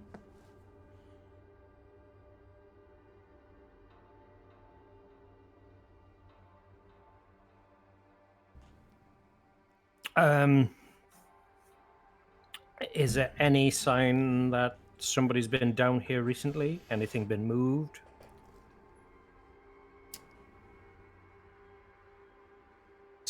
Roll me a... let's go for an awareness check from everyone. Awareness sight. No? Awareness, yeah. I mean, just a general awareness if you want, because this is sight, hearing, smell. How difficult? Let's go for an easy. Just an easy check. It's quiet. The air is damp, dusty, as you would expect. That stale smell of an underground tomb.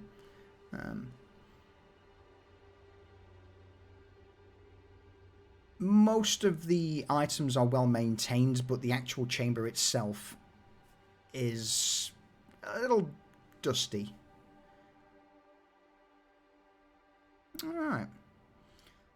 Torrent 7. Alright.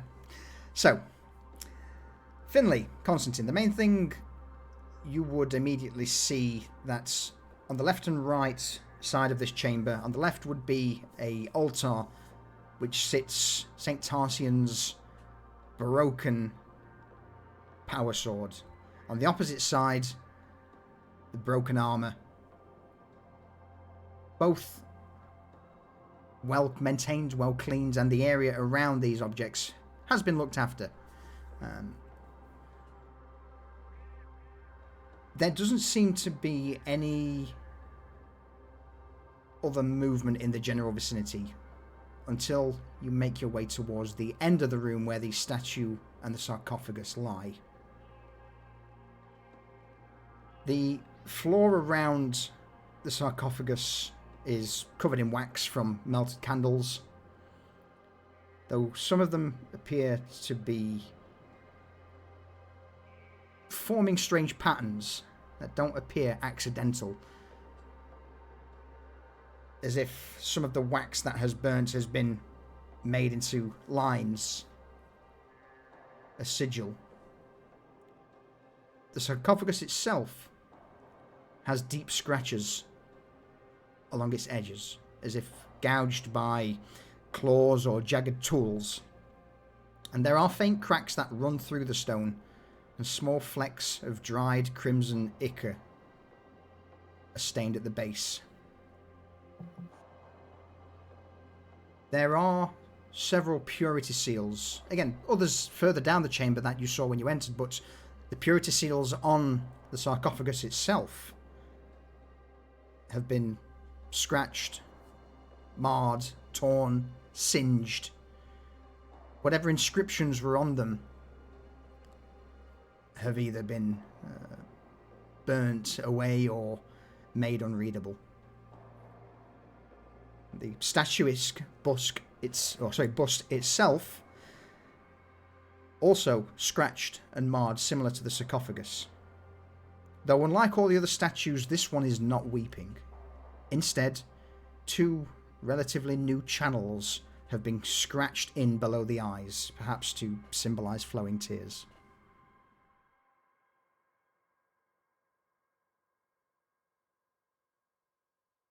Well, someone's done a fantastic job of defiling this place.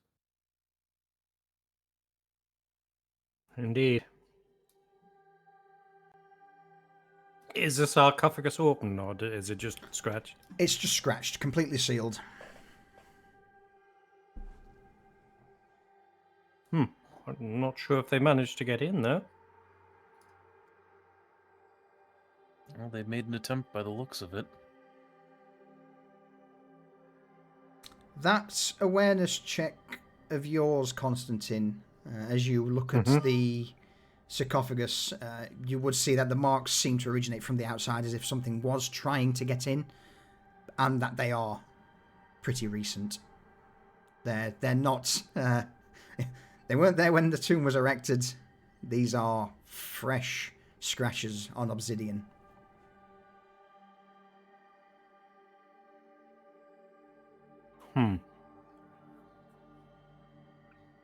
Do we want to open the casket to see if it has been desecrated and the relics inside been taken?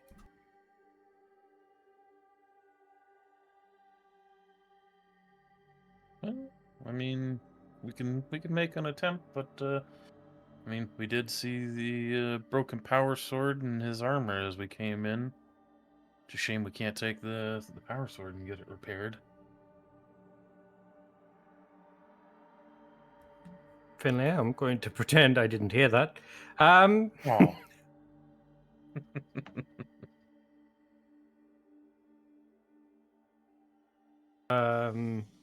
I just hope the body wasn't taken for some profane ritual. Errol, dear. Yes, Con.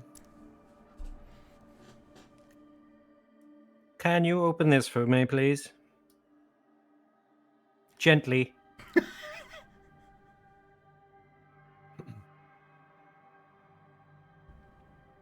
Errol props his slab shield down. And straps his ripper to his back. Walks up to the sarcophagus. And places both hands. And slowly starts to flex his humongous muscle. Errol, can you roll me an easy hearing test, please? Okay. And an easy touch test. Both of them awareness skills. So easy hearing and an easy touch.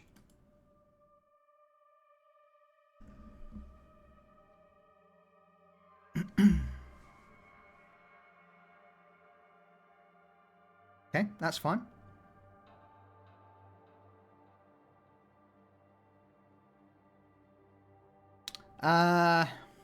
It's also fine. So, the only thing you would know is that as you step towards the sarcophagus, the sound of creaking rings out from under your feet as you step onto the wax. Grabbing the lid, or at least the top of the sarcophagus, and you begin to pull, tug. It doesn't seem to be a sarcophagus that was ever meant to be opened. It is sealed.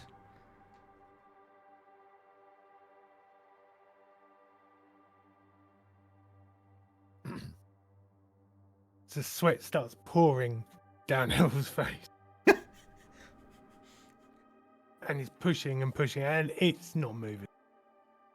Roll me an easy might check. If you get +2 or more on this, then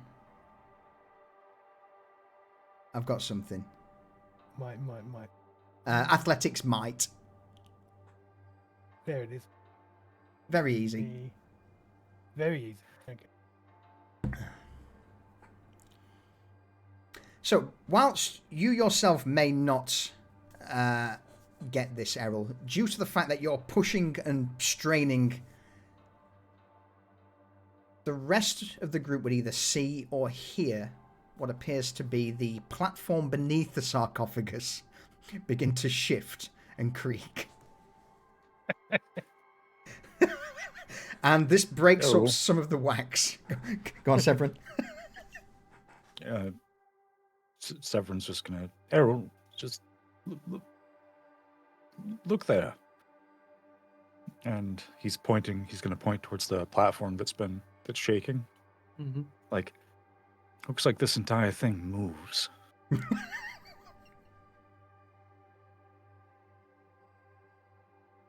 Don't try to open, just push it to the side. So I follow Severin's instruction. Yep. Move to the side, and here you would see that with Errol's previous strength and pushing on the sarcophagus, it's basically dislodged the entire panel the sarcophagus sat on, and where the wax met the side is now broken away, revealing a perfectly square, almost 2 meter by 2 meter trapdoor. And with a +8 to a might check, if you wish to force open this sliding platform to reveal something below, you are welcome to. I think we should. Because Errol will keep pushing until he gets told to stop. Yeah. As you push the panel to the side, how much damage do you do to it if you're going to push until someone tells you to stop? It's strong, but the hinges maybe not so much, and old. I mean, I'll definitely pop the hinges. Yeah, once the hinges go, yeah, we'll be like, oh yeah, Errol, stop! And instantly I just drop my hands. That's a good lad. And he'll hand him a ration bar. And he just tears the top off and crams it in his mouth. Just crumbs flying everywhere. Well then, what do we make of this? Oh, before you delve in, or I describe that, is there anything anyone else is doing in this chamber, in the tomb?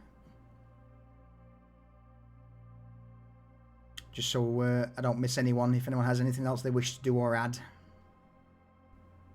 Honestly, all Severin's going to be doing is just like swinging his aspects around like it's a magic toy that lets him see things. And he's just like looking for, like just scanning everything, looking around, just expects there's going to be all kinds of fuckery down here, like traps, people hiding in the shadows, everything.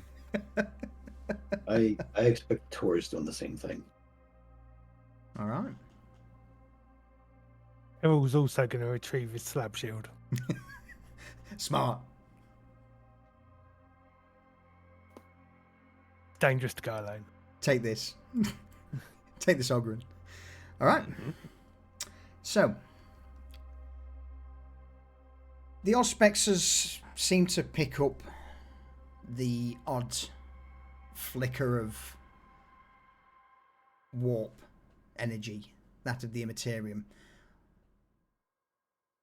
As you hear the sound of metal hinges snapping, of a large panel almost being bent, as you all turn around to see Errol manhandling the sarcophagus and the platform it's bolted to, pushed aside. Severin, your Auspex would immediately begin to beep loudly, along with your auger array, Tor, that of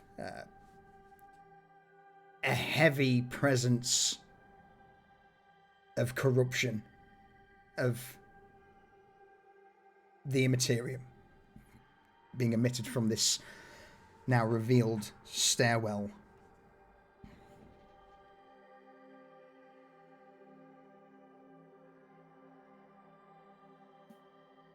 There is a hidden chamber, basically, that's dark, a set of stairs that lead down. Go on, Severin, sorry. No, he's just got the Auspex and it's beeping. It's like as soon as the thing moves aside, it starts beeping more and like more clearly. It's just, I think we have our direction then. Do you have numbers? Or are we still too far out? No numbers, just a signal. The warp signature is stronger here.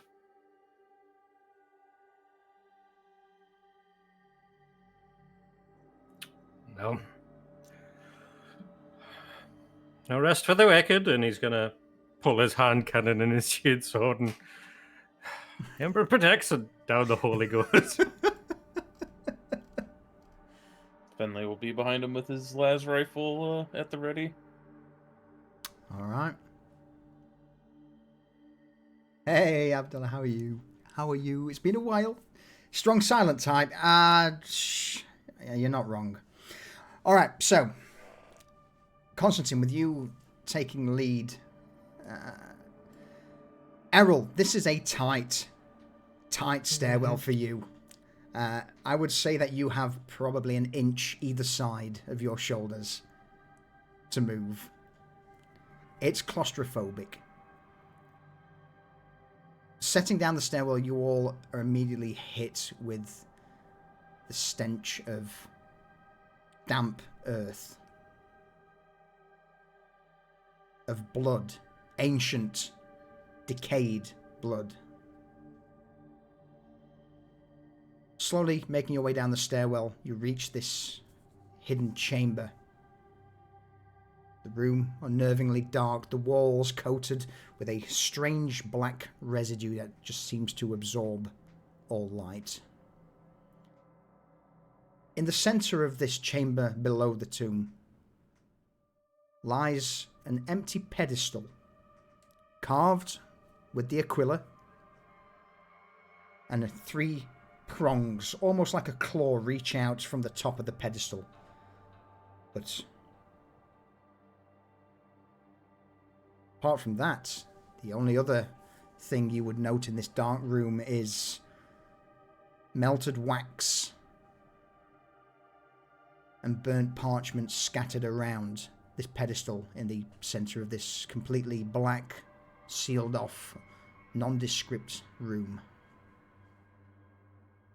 Well, I think we know where that gem from the book was taken from.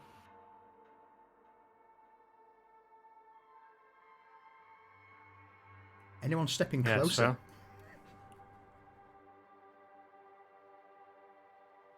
I know it's a Unfortunately, loaded yes. question. Or we'll Yeah. take a couple steps closer. Severin, you as well? Severin's got the aspects, Mm-hmm. so he's going to try to scan while he's like trying to see if there's signatures. Oh, yes. So yeah, Off so the of course he fucking is. charts. You, Severin Tor, would feel as if something is trying to push you away. Not strong, but just a presence that emanates from the center of the room. Both the Augur Array and the Auspex are... The readings are going completely off the charts, and the only thing that you would really be able to pick out as you approach the altar is a small placard. The shard is bound. Let none disturb its rest. The only words inscribed. Well, In the wax below you, Aye. though. Sorry. Mhm. But no, go on. Go ahead. Okay. In that case, as you glance around to look at the wax below your feet, there would be a few words that look either like a finger or something has scrawled into the melted wax below the altar. That's one word says beware, another from a different angle comes in saying the voice, the shard, my blood.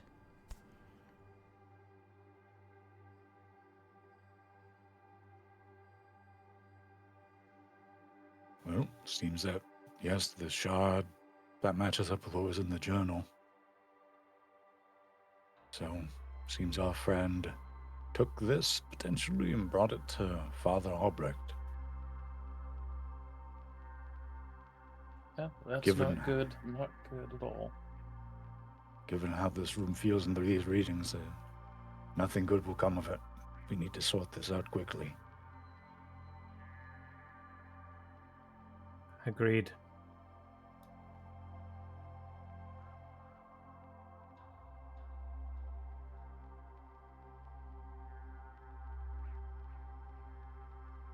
The Emperor knows what profane machinations they could perform with this.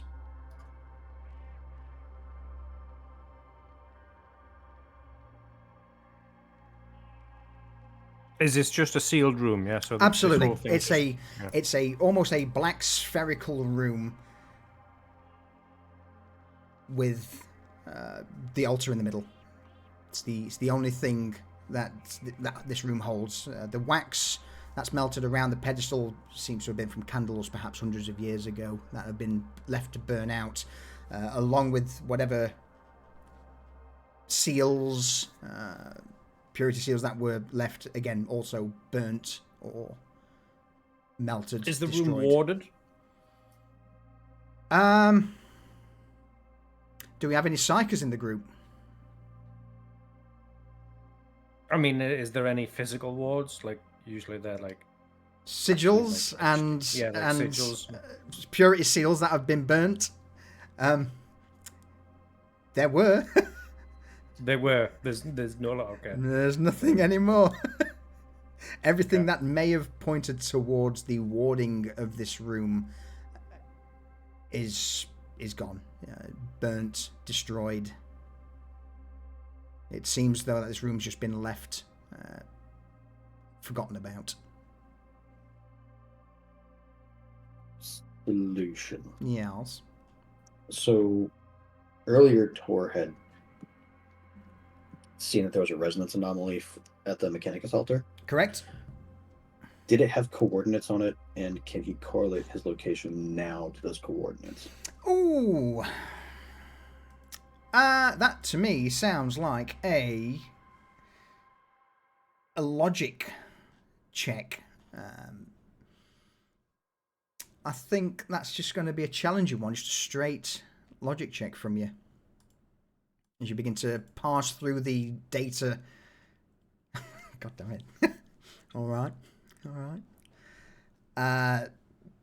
Answer your question, yes, there weren't any exact coordinates, but from putting 2 and 2 together, there is indeed the chance that the resonance anomaly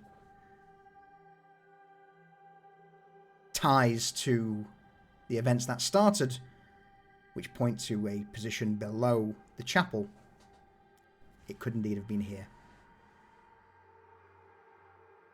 And the breaking of wards, of sigils, of protective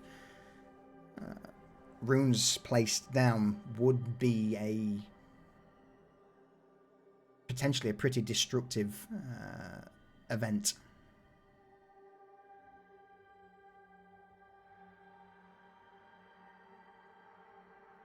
Turning to the rest of the group, Tor's going to mention the anomaly that I mentioned earlier at the Mechanicus altar. Yes. It all seems to have happened from here, from the data that I've been correlating. So the movement of this shard, I would say, would be the top of the pyramid. Everything else revolves around this.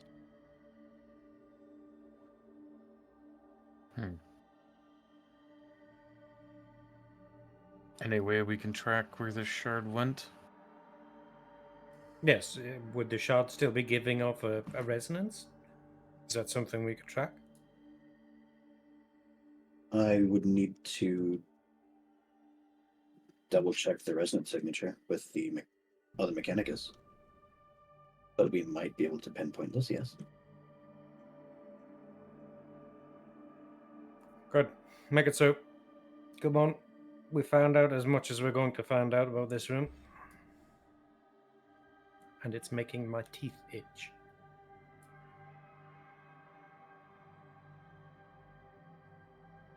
Errol puts an his finger injection in for his that. mouth and just starts scratching his tooth. Then shakes his head.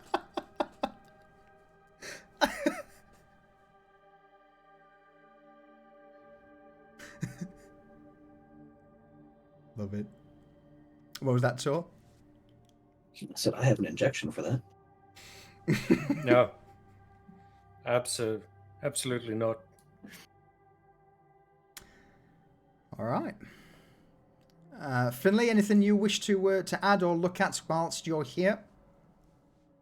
No, just the room is just creepy. Doesn't like being down there.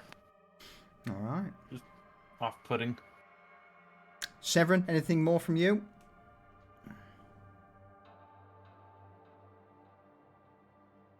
Nope.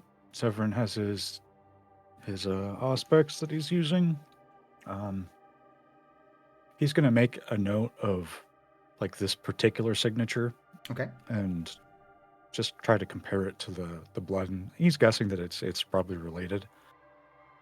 But he just wants to mark it so that maybe they can use it to try to track the location of this thing, because whatever it is, it's got to be either very secluded or it's going to be giving off a signature of some kind.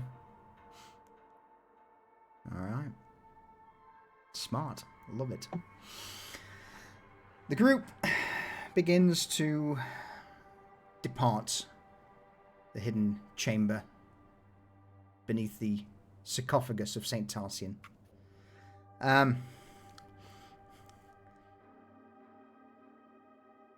Question, is anything anyone wants to do back in this room where the sarcophagus is, the armor, the power sword, the Just obviously making sure that everything is all there. We don't want it missing.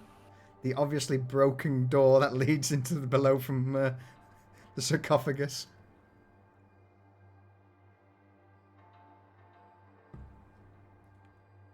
Finley's actually going to go over and check the armor and the power sword just to make sure that they're actually real and they haven't been taken and replaced with fakes. Okay. Roll me an investigation. Logic. And whilst you're doing that, Severin, you had something to say? Errol, do you think you could put the platform back in place? Just probably best not to leave that all open. I'll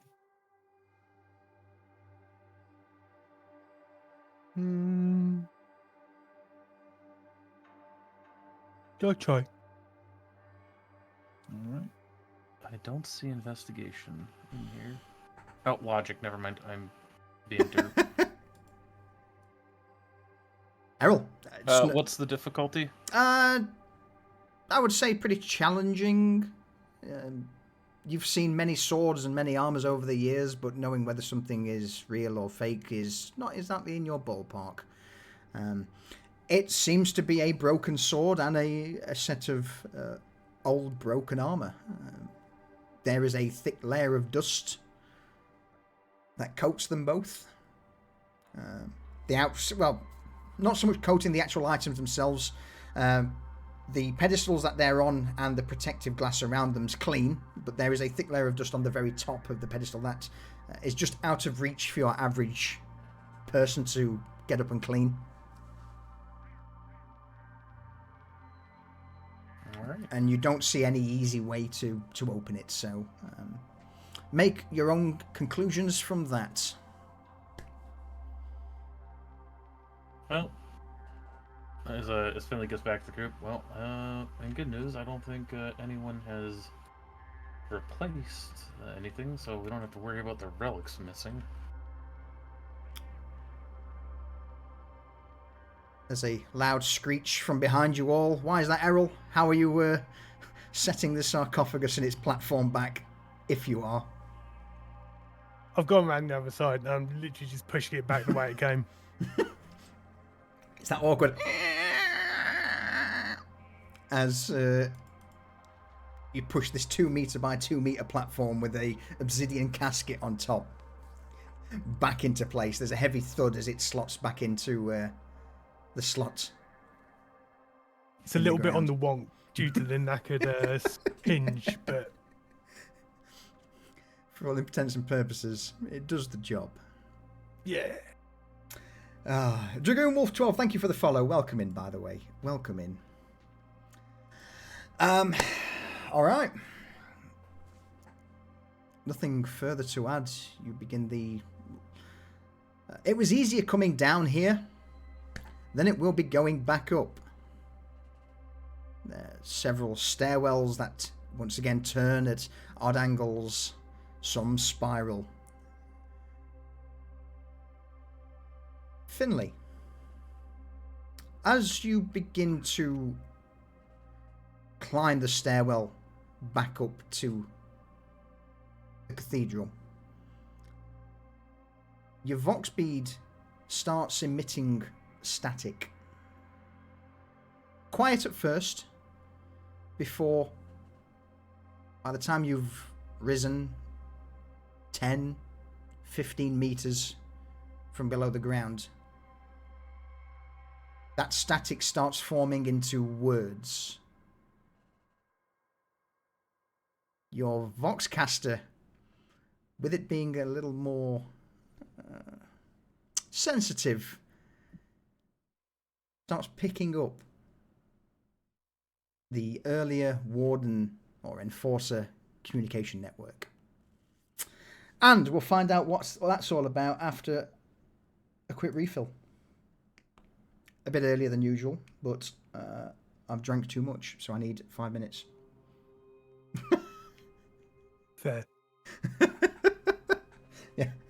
2 litres of water in less than an hour. Not good. I'll be 2 seconds.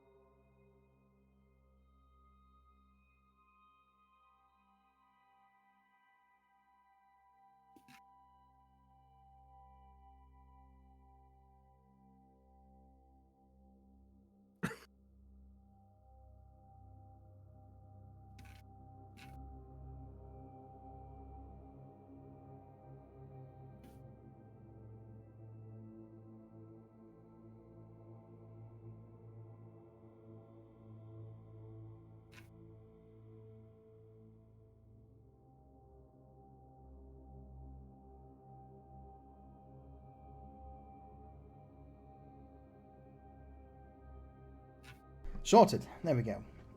Apologies. Welcome. Thank you. All right. Cheers, Durs. I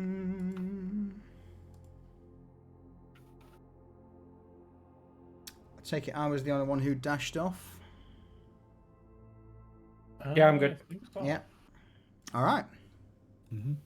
So, with you all making your way up, Finley, it would sound to begin with as whispers coming through the vox static. Then prayers, hymns, the shouts of an individual before back to the staticky noise of the enforcers.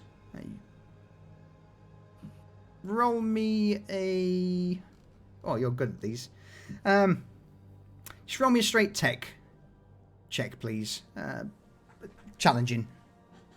Because trying to change the frequencies whilst on the move upstairs is pretty difficult.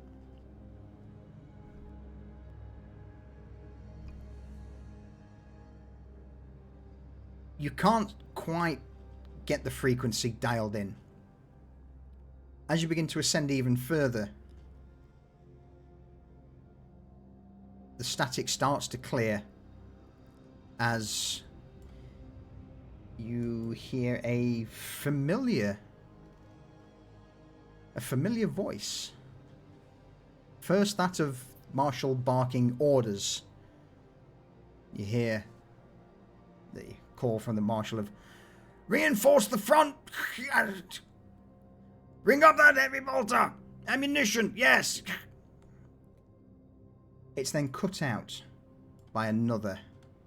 "Brothers, sisters, the time is near. The Emperor himself calls to us through his tears. He commands us to prepare the way, to shed our doubts, our fears, our very blood if we must. The faithful must be strong, for his coming shall cleanse the galaxy, and only those who stand firm in their devotion will survive his holy wrath. Come, right." It then cuts back out to reports of the Marshal's forces, the Wardens, the Enforcers.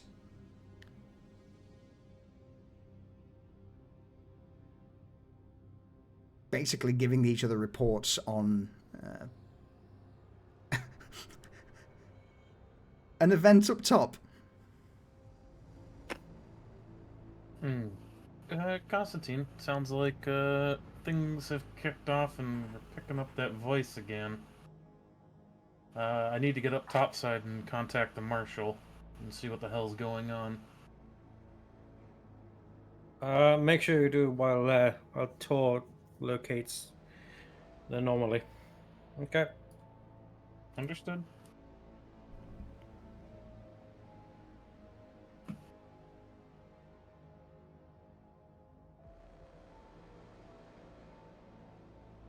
So I'm gonna dart up to the top side and get on the contact the marshal and marshal status update.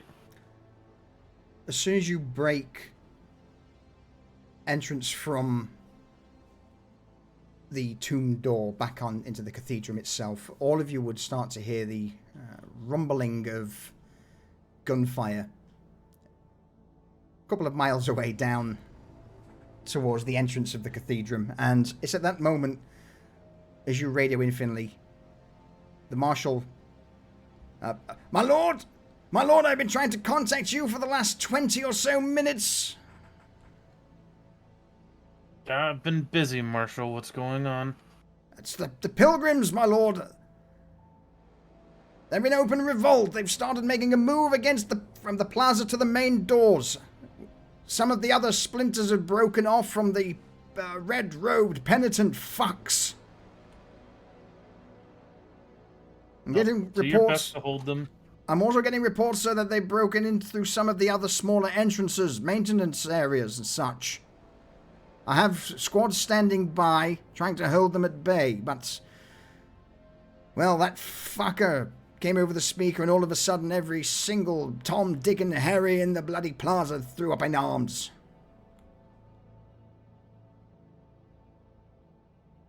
Yeah, so it has begun. Hold fast. I'll be in contact once I have an update for you here momentarily. I'm gonna cut the connection, but still listening into what's going on for updates, and I'm gonna let Constantine. The pilgrims have finally gone into open revolt. Can you hear it? The hymns of angels, the Emperor's song growing louder with each drop of blood that falls from his holy statues. This is going through the comms since you've not turned it off.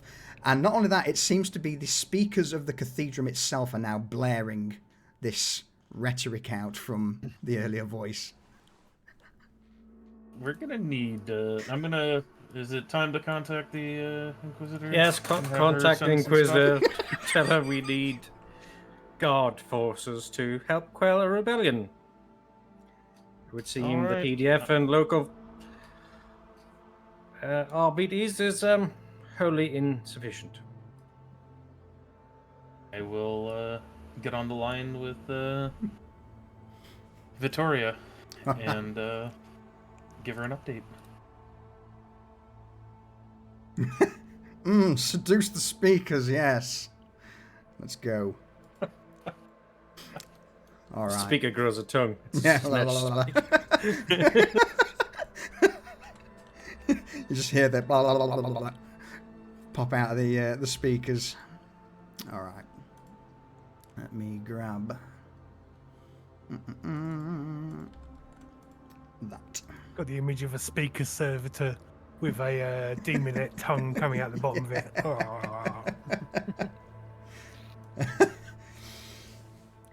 You crouch down with the comm unit, Finley, and begin to dial in to the temerity of a feat in low orbit above. As the whine of static before eventually a somewhat more pleasing to your ear voice than what you've dealt with here responds. Finley? Go on. We have an issue down here. The pilgrims are in open revolt, and the planetary defense forces are not enough. They are going to need immediate backup. Well, that's not the response I was looking for. I was hoping you'd have a report for me. What the hell have you all been doing down there? Tracking down what's been going on. All right, fine. I'll arrange for security forces to make planet fall shortly. Any casualties? None so far that I've heard from the marshal, though I have not asked him I'm talking of directly you, for how many. you fool. No, Any of you? us. None. No. Good. Very well. In that case, I will have forces down within the hour. Tell the local enforcement hold the line in the name of the Emperor, and their salvation shall come. Look to the skies. Understood. And Finlay, I'll pass the message along. get that Yes? report to me sooner rather than later, especially with things spiraling into the out of control like this. I'll make sure Constantine gets on the line with you. Thank you. The line cuts as Vittoria, you imagine now, would no doubt, from her desk aboard the Temerity of her feet, will go into a frenzy of activity, handing calls and Voxcom down to various members of the Void Ship to start prepping the security forces aboard the vessel to make landfall. I will then tune back into the marshal and pass along the message. All right. Marshal? Through the roar of gunfire on the Vox frequency, Marshal Krask reporting, my lord! Hold the line for at least an hour. Your salvation comes within the hour from the sky. The Emperor protects. An hour, my lord, understood. There's a brief moment of what you assume to be concern as the sound of gunfire begins to erupt louder in the distance.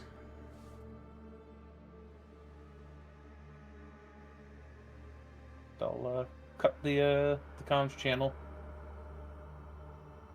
Constantine, Vittoria is looking for an update at some point on everything. Oh, wonderful. The Emperor's truly blessed me this day.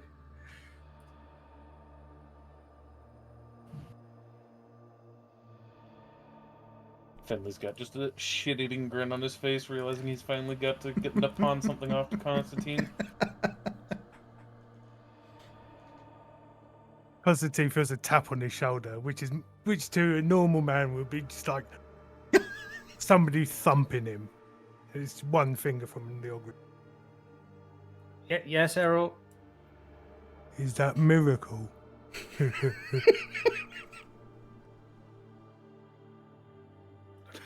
No, Errol. No, it's not miracle. We go to Bangs. We do.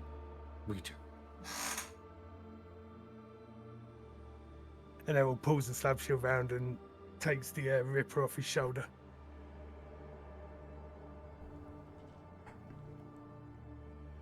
All right. So I think I'm going to pose this question to Tor and Severin. What's the angle?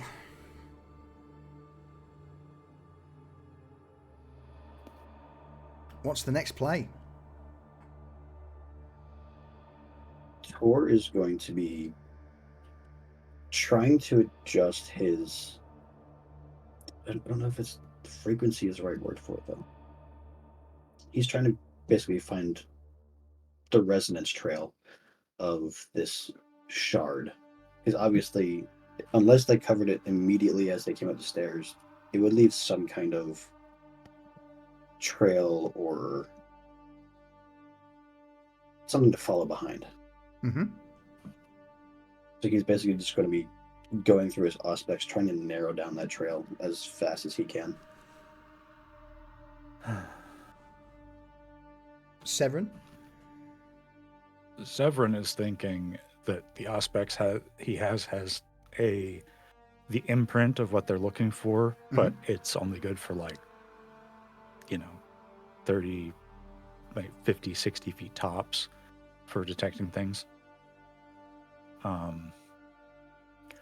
So he's trying to think of a way to, like, if there's something else that can scan with more power, like at longer range.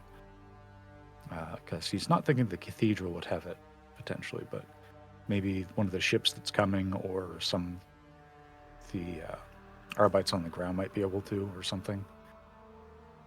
So he's just trying to brainstorm. Any other ideas from anyone as to...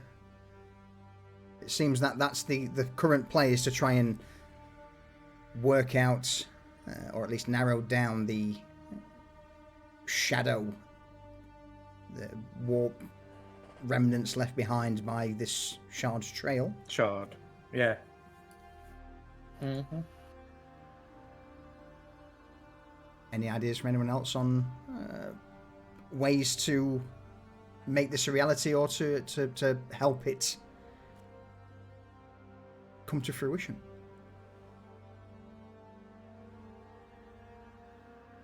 Really?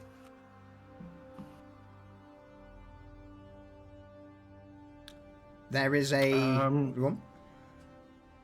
The cogitation station, the large one.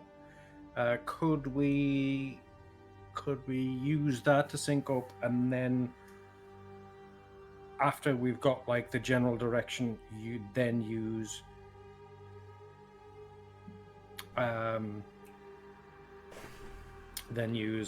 Severin's Auspex to like hone down. Also, Absolutely. what about the ship sensors? Can the ship sensors in orbit help us?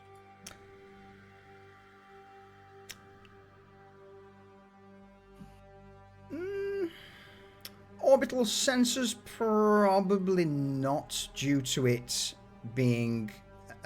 you're looking more for a surgical strike, whereas orbital sensors are, is there something in that area? If this frequency, yes, there is. Okay. But there is indeed the Mechanicus Shrine with the ancient cogitator there that's linked up to all of the findings, the surveying, the history of the cathedral. So, yes, that certainly is a good shout. In which case it'd be like, Tor, it's on you. See what you can find from that cogitator. We'll have to make our way through there first, but I'm not sure if any of these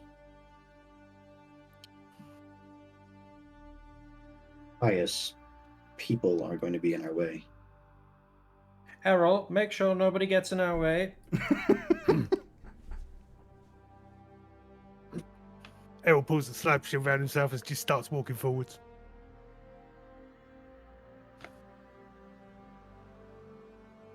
All right. The Tor's scans and the data from Severin's Auspex, which at this point he's probably, from what it sounds like, Severin, you were just pointing it at the altar and the shard's previous location for as long as you could to dial in on the frequency, or the emanations, at least the warp radiation. You've got more just to than get enough. a profile of the signature. Yeah. Absolutely, you have got more than enough to go at. So, you head back towards the location of the Dormitoria Sanctum, or Sancrum even, where the altar of the Mechanicus Cogitator resides.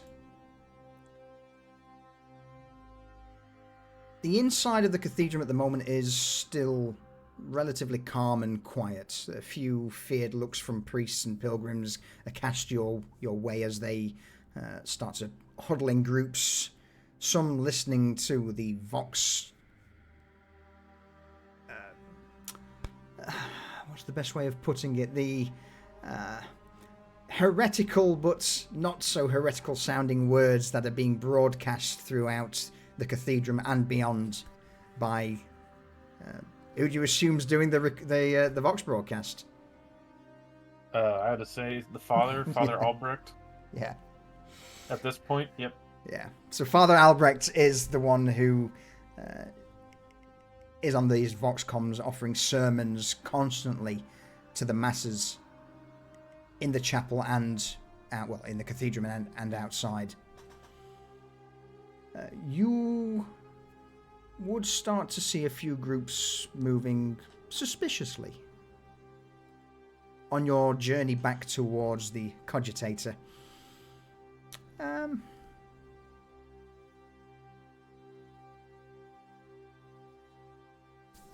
On your journey towards it, what sort of? I'm gonna let you guys give us some flavour. What sort of troubles do you think will be on your way towards the Cogitator with this event occurring? I would say some of the pilgrims that have, been really devout, that, don't like our presence there, or, Mm-hmm. Some of them get a little uppity and try and rush. What do you do? But maybe Errol's shield pushes them off to the side. Go for it. Tell me what happens. This is nothing really here that you feel to be threatening. Yes, there would be the odd group of pilgrims that would try and get in your way, especially towards Tor. They would see him as someone who perhaps is a heretic, a blasphemer, those trying to interfere with the miracle granted by the God Emperor in these statues. So yeah, let's say you come across a group of somewhat devout individuals. Errol, let's go with you. What would you do in this situation? Well, a group of 4 come running straight at us for a start, and I was told to keep Tor safe, so I just swing out with the slab shield and crack the leading 2 straight in the face with basically a bit of tank armor. And they get pitched into the 2 behind them, and they just all land in a crumpled heap on the floor. Couple of limbs pointing the wrong direction. The advance continues. Absolutely. Without breaking pace. A little further down from behind Finley, a group emerges, robes with red ties around their arm, signaling that they are members of the Penitents of the Blood. They start pointing vindictive fingers towards you all, some asking, questioning why you're here. What do you do? To keep them back and at bay, I'll, put down a line of suppressing fire over their heads. Send them running for their lives. Absolutely. There's just the cries from these penitents as they turn around, flee, screaming of the Emperor, the God Emperor will strike you down when the time comes. Heathen, heretic, blasphemer. Finley will target out the one that said heretic and just blast a hole through his chest with his carbine. The thud of body on marble. But once again, the advance doesn't stop. The crowds are now starting to get a little thicker. People are starting to... Priests coming out of their abodes, out of the small chapels, due to the sound of gunfire both close by and further at the main entrance. Severin, any events that occur with you?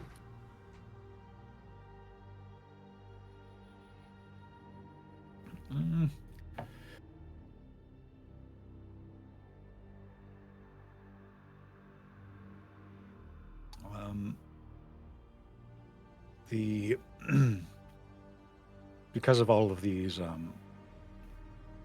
various things that are going on, people exiting, some of the priests or adepts or whatever they would be called, exiting their rooms, seeing all the strangers, and one of them with the auspex out that's been gesturing around. They tried to detain Severin, and he waves his las pistols in their face And so they scamper back to their rooms and shut the doors, deciding that it's not worth eating a lasbolt to get involved.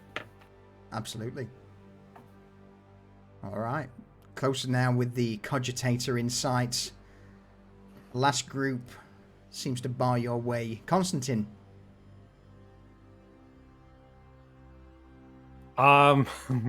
Constantine sighs. He's like,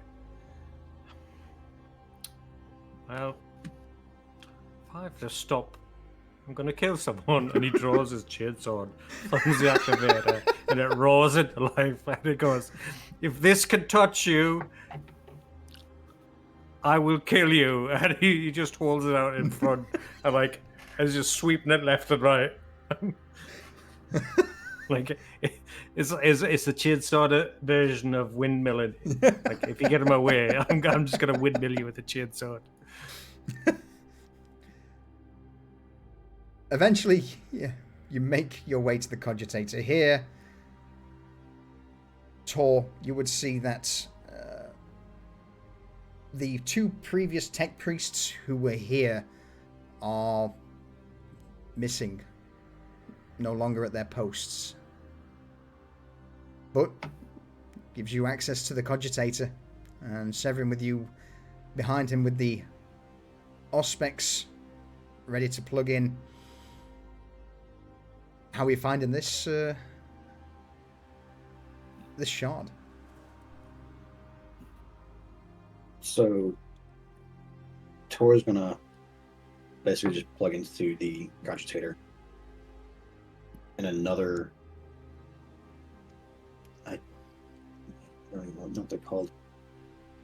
Make but it he's up. also gonna plug It's all into, but he's also gonna basically plug into the Auspex from Severin, Mm-hmm. and correlating the information between Severin scans and the resonance anomaly from basically the beginning of the phenomenon. Yeah. He's going to narrow down the correct frequency in which the shard operates on, and he's going to start basically scanning. All right. Mostly he's going to center the scan around the cathedral and maybe half a mile out. Okay. From that. Go on, Severin. Yeah, so something to add to this. It like this place has like the 40K equivalent of like alarm systems and detection systems and like fire alarms and stuff, I'm guessing. I would imagine so, yeah. A cathedral of this size. And in the future, like in 40K, it's probably more than just like, oh, there's smoke. There's probably other things that it's supposed to scan for. So, is it possible to set the security systems to look for this frequency at all? Could that help us find if it's something inside? After all, this is where the broadcast is coming from. They're probably under our noses.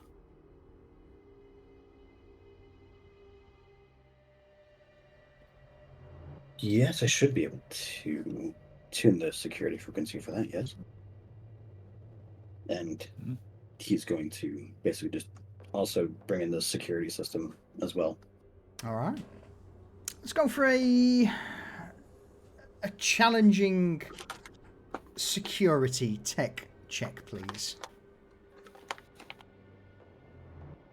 Security challenging. Mm-hmm.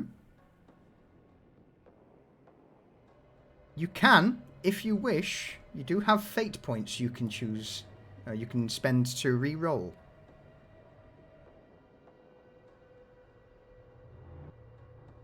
If you right-click on the test and fate re-roll, you can, if you wish, or you know. I'll try it. Okay.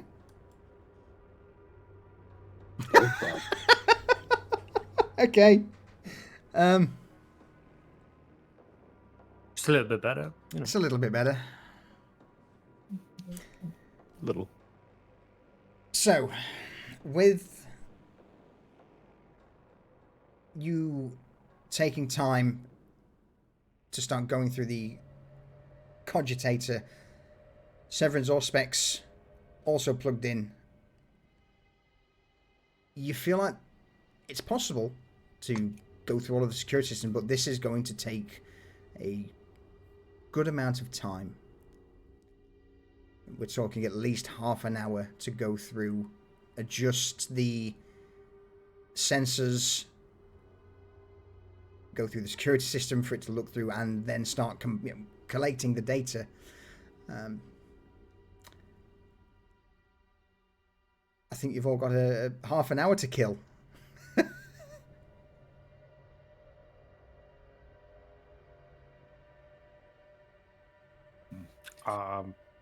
Constantine's gonna literally draw a line in the sand with his chainsaw across a marble floor and be like, anybody passes that dies.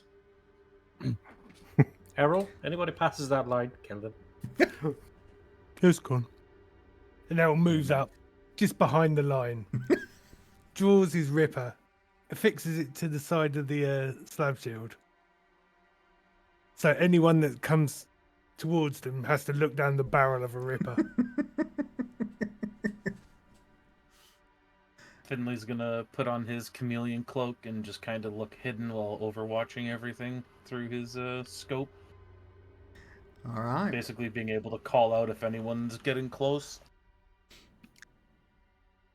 And Severin has his Auspex plugged in. He's not really of a whole lot of use to the actual process. So where this cogitator is this like, is there anything else in this room? Like, because this is a dormitory, and this is also like the central cogitator for an area. So I'm guessing there might be other accoutrements like right in this area. But he's looking for like a kitchenette or something. Yeah, there would be various refectory rooms around for and a kitchen, absolutely. All right, he's going to go make some recaf. Nice. And he's just going to find all the mugs he can and just spill them with recaf and bring them out.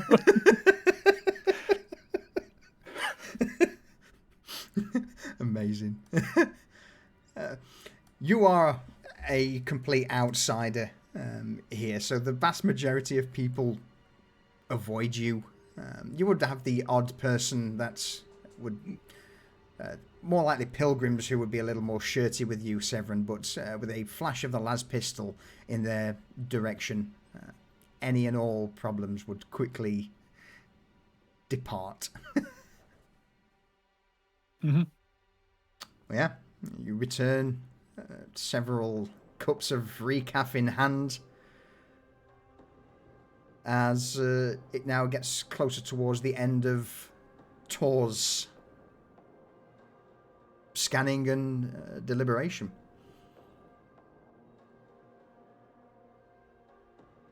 Errol, Finley, did you kill anyone? I would have called out, a group of pilgrims that saw what we were doing, and they attempted to cross the line, and I called it out to Errol so that they could get a face full of Ripper. A face full of ripper they get, but it doesn't shoot him. He just punches them in the face with the ripper. The heavy crack of the first guy is probably more than enough to scare the remaining pilgrims away as they drag their companion off. But, with that said though, Tor, with that astounding security test, you managed to pinpoint the location, or at least the trail. There is a large resonance anomaly below the cathedral. Tracing back through the Voxcom network, it seems that the broadcast is also coming from below the cathedral. At the far end of the Dormitoria Sacrum.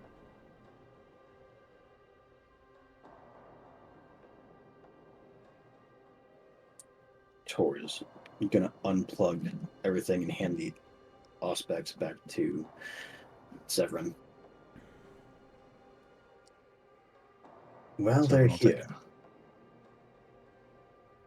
They're at the far end of the dormitory. It seems the Voxcom frequency and the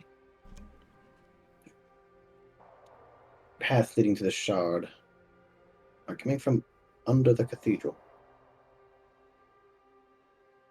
Can you get us a map? I will do what I can. And he's going to try and get as accurate of a map as he can of the area. Absolutely. You managed to get a map of the maintenance tunnels beneath the Dormitoria Sacrum, as well as a few tunnels beneath the cathedral itself, which then seems to expand into a huge labyrinthine structure.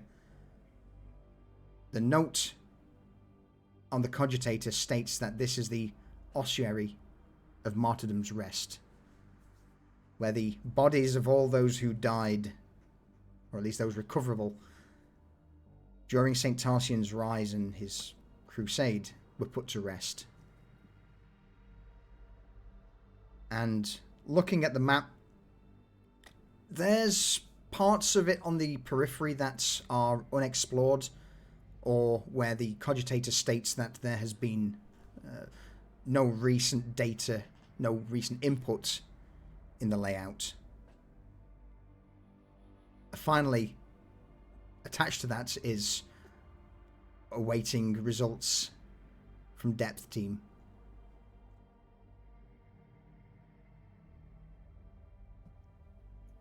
All right. He's going to download the maps onto his data slate, and he's also going to call out for Constantine to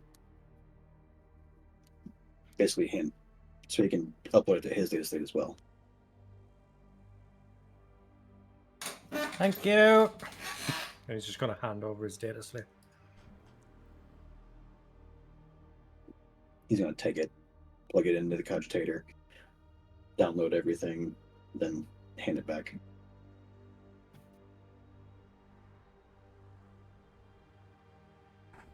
Wonderful. All right, let's find the closest access to where we're going. And we have a vague area of where we're going. Severin, is your Auspex set up? Well, yes, should be. And we can recognize the signs if we pick up the trail. Wonderful. I hate this planet. Let's not stay here any longer than we have to. More and more every minute.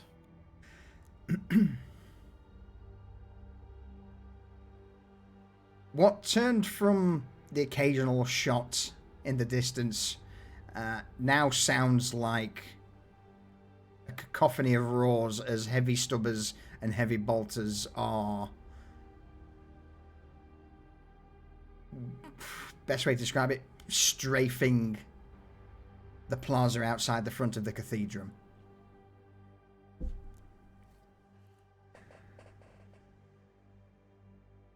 It seems, over the brief flick of the Vox, that the enforcers are keeping the thousands of the penitent of the blood followers at bay outside the Cathedrum. A few of the side access areas, either maintenance chambers,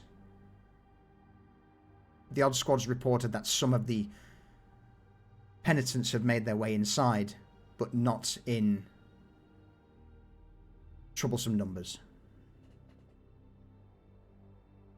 With that, though, you head towards the nearest entrance into the Dormitoria Sacrum. And it's here where you would start to see, popping out of their rooms, priests, but now with red markings, either a piece of fabric over their arms, headbands. cast a cautious glance at you all. Notice the weapons, the armour, the Ogren. And whilst none of these priests are armed, there is a sense of unease in the air. They give a wide berth.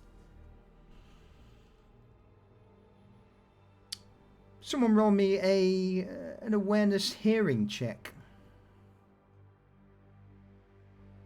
What difficulty? In this situation, with the Vox constantly blaring Father Albrecht's rhetoric, I would say it's challenging.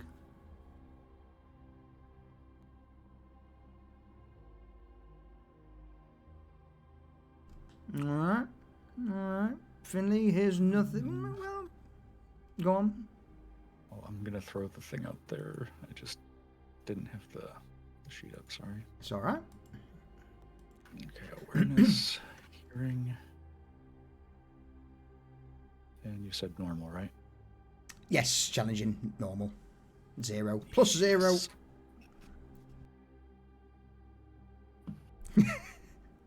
Wow.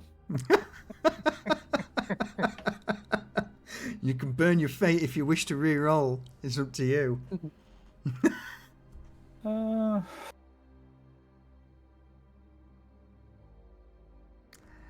We have got 2 +1s in there already. Errol's heard nothing. No, it's alright. Alright. We'll let it fly. So, Errol, you're two, I would imagine, just making sure no one's causing trouble. And you don't really care of the conversations going around. Finley, Severin, again, with the Vox broadcasting this rhetoric from Father Albrecht on repeat now. And keeping an eye on the priest nearby. The only people who would really overhear things would be Constantine and Tor. And making your way past the odd priest, you would start to hear mumbles of unlocking the Emperor's purpose, secrets hidden below. And you would also hear a gathering group off to the side, in the direction where you're approaching the access hatch.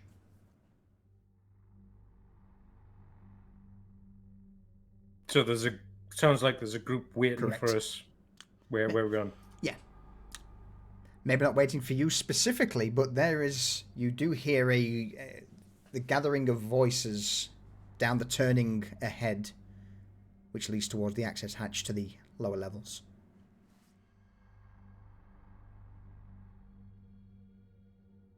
We may have company at our first hurdle in our journey.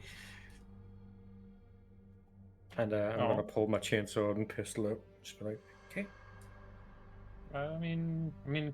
As Finley pats his chest, I have all these. We could give him an explosive surprise. Tor is gonna unsheath his chain axe and chainsword, and he's just gonna rev him to the max for a couple seconds. You hear the sound of hydraulic doors opening, and then someone shout, "Hey, what's that? Who cares? Get in, come on. The Emperor's purpose is below."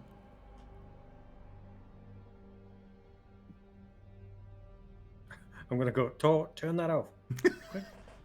Maybe we could just follow then. Stealthy as you can, Errol.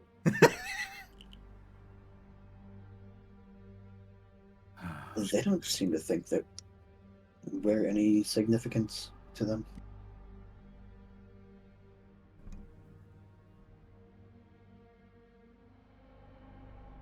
Do you turn the corner? Yeah. Alright. As you turn the corner, with the rev of the chainsaw and chain axe, you see the access hatch, or the doors to the lower level, splayed wide open, and this hooded, pale face staring out in your direction. as it looks at you, looks back down the entrance hall, and he just shouts, "It's the Off-Worlders! It's the Off-Worlders!" And he just begins to make a bolt into the access tunnels. Well, so much for the element of surprise.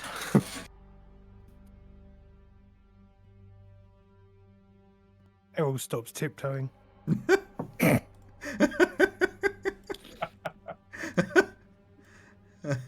All right. So, let's, as you step following suit, you chase this man down the stairwell before opening up into a, well, let's find out, shall we? Roll initiative. Chasing the man down the stairwell, he's just with the head start, screaming to all of the cultists. It hits the bottom of the maintenance chamber, which opens up towards the Ossuary of Martyrdom's Rest. Here, old stone and straight walls met with various alcoves that cover the bodies of the deceased line. And he's just there going, "Off-Worlders! Off-Worlders!"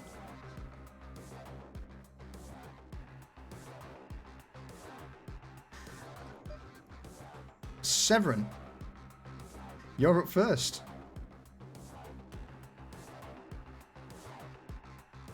All right. Does it look like people are meeting us with arms in hand and... Roll me just a standard awareness check, quick. Easy, and easy. I mean, this is very easy. You're following this guy. He's shouting.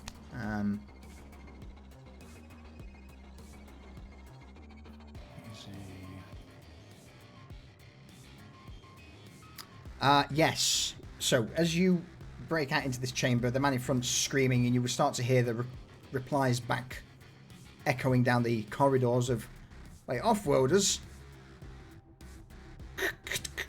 Sound of guns being cocked, of weapons being drawn. Okay. So... For this, going into it, just to let everyone know,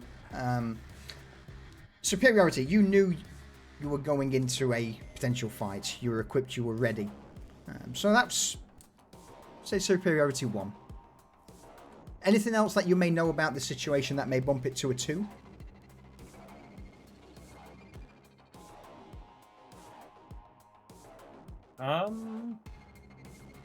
We know the rough layout of the area. Yeah, we've been studying the map on the way here, so Yeah. we know the general layout. All right. So with that then, yep, go on, Severin. Yep. We also know that these are like, you know, the priests and whatnot, and they're not actual soldiers. Like they're basically just people who have guns in hand. Like we have superiority in the sense that we are like, we're going into this, we have seen combat before. They are scrot bags who have just armaments, but they have no real experience with them at all. Absolutely. We also know that anyone with a red band on their arm or head is a target. So, with that then, you know a lot about this situation. You know a lot going in. You're confident in what's to come. I think that's pretty much a full 3 superiority for you all. The layout of up ahead, Tor, you would know that this opens up into a smaller room, which then splits off into 2 corridors. A corridor at the top, which has a couple of alcoves that could act as cover, and then below it seems like a snake pattern that leads to some resting places of the dead, followed by a long corridor that skirts along the very bottom of this area. which loops round, connecting to this top. And last but not least, there is a room, a sanctuary, a small chapel of the dead in the middle that can only be accessed from the long corridor beneath you all. As for how many people, you hear a fair few voices calling. You get the impression there's at least 6 of the pilgrims and priests here. Severin, you're on point. So combat starts. Can I see this guy up here like clearly, or are the people ahead of me blocking my view enough that I don't have a clear shot? You can move anywhere within this this zone. Mm-hmm. So wherever you see the little green line is where where the zone ends. So how'd you get around them? That is the question. So I think this might require a bit of a test here, but see this thing here? Mm-hmm. So essentially Severin's going to step up onto this and try to basically just vault over past Errol, like hand on his shoulder, just vault over him to get in front. If Errol's going to let you do that, then I won't ask for a test. It may even help you do it. Yeah, Errol won't feel it, but he'll spring you over. So he's just going to land basically get right here against this wall because he's expecting there's going to be people around the corner. And he's just landing in front of this guy. Just going to... The off-world is already... Oh, shit! Remember to add +3 to your rolls on 1 roll per turn for superiority. And so I will just add 3 success levels, correct? Correct. And roll. Caught completely unaware.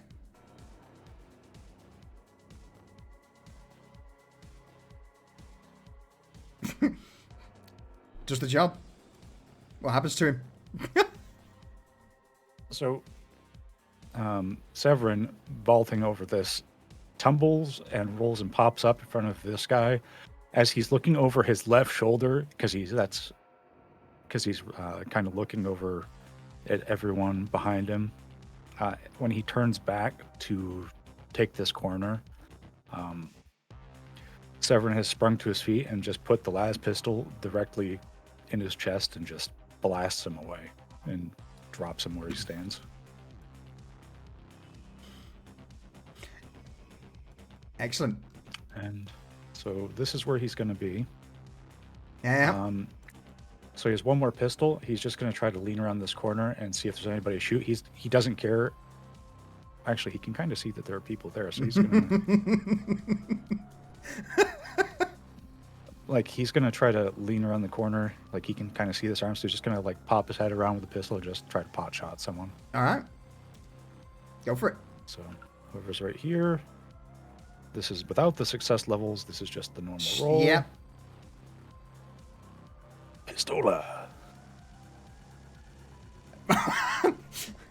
Boom. They are going to try and dodge it. She hears the call out and is in the process of drawing her pistol just as this other pistol comes around the corner. Oh no. Oh no, what happened? Ooh. So Severin pops around the corner and just kind of glimpses and points the pistol and takes a shot. And this person, it's a quick shot. So he was aiming for their center mass, and they end up leaning, trying to dodge, but instead of moving their entire body, they just move their head, and they just basically put their face in the path of the beam that would have hit them in the shoulder and dropped them. So they just are eviscerated, and their face just bursts into flames, peeling away the flesh, melting away the fat, and leaving just a bare skull smoking as it lands on the ground. Awesome. All right. Any movement, or are you remaining there? So bear in mind, he's here. you get your free movement in the grid you're in. You get your an action, and then you also get a movement into another grid if you wish. But you can reposition anywhere in the zone you're in. So he's going to continue his movement to here. Okay. And he's just going to put his back against this wall because he sees that this is open and he's kind of expecting there might be people coming from there. Okay. And that's where he's going to stop. Perfect. So, seeing Severin leap over Errol, dropping the mouthy preacher, followed by shooting around the corner, Finley, you're up. All right. I'm going to attempt to squeeze by Earl. Earl, can I get by you for a moment? I've got a gift for some of these heretics. Harold tries to squash himself against the wall to let you pass. So Finley is going to move to the corner here and try and get a visual of what is going on down the hall, even though it's zigzagged. Yeah. He's going to peek that corner, and he is going to use the wall, because he knows that this is a snaked wall, and try and bounce a grenade down the hall to there. Down there. Oh, okay. Target your the ones you can see. Shift T, and then can you see that one there as well? There's 3 in that grid. I cannot. No. Nope, I cannot see that one. If I do that, then you should be able to target that one now. Done. All right. What grenade's going? I am going to send out just a regular grenade. All right.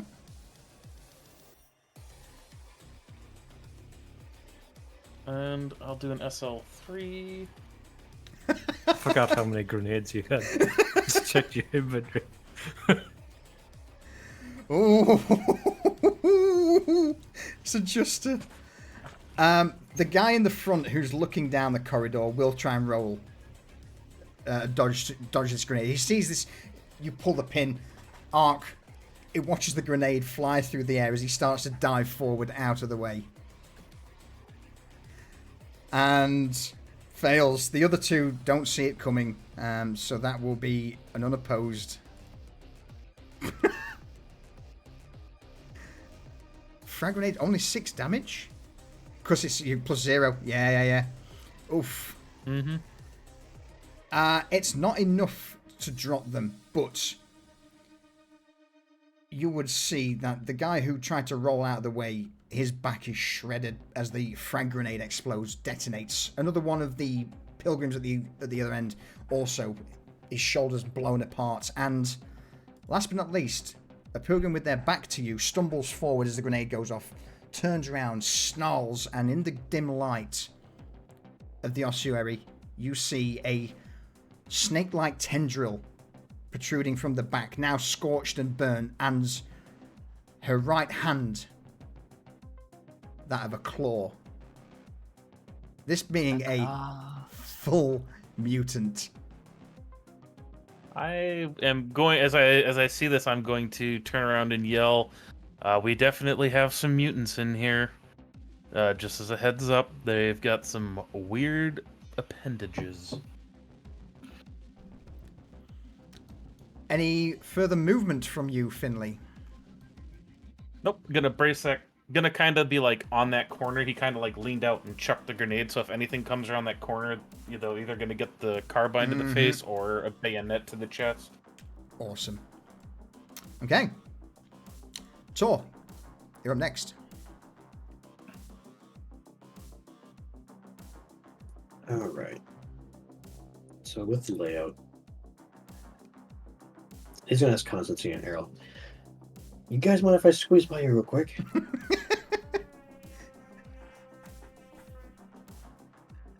Of course. The way I see it is Errol's just stood there like as a shield at the minute just to make sure everything's safe. Constantine, I bet you're just there like, yeah, everyone, after you. Yeah. Go forth, meet shields. Advance until the enemy. Then he knows that this is going to snake around. Yeah. So he's going to come right here to the corner. Okay. And he's going to basically just watch this hallway. All right. This way, if anything approaches, he can So you're going to use hold... his chain axe and chainsword. Yeah, hold an action to attack as soon as something gets in close here, yeah? Just Yes. charge forward and gut them. All right. Yep. Actually, he's going to move up here. Okay.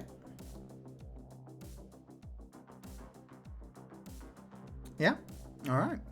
Yeah. Constantine.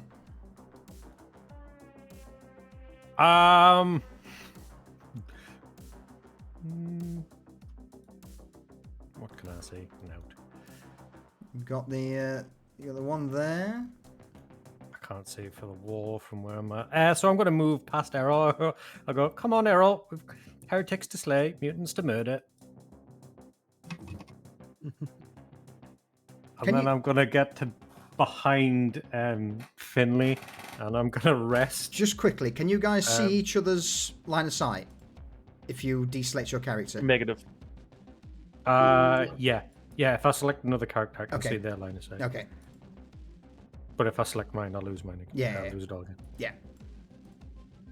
So I'll move here, put silent vigil, rest on Finley's shoulder as he's looking around the corner as a brace, and I'll target this heretic right here. Excellent.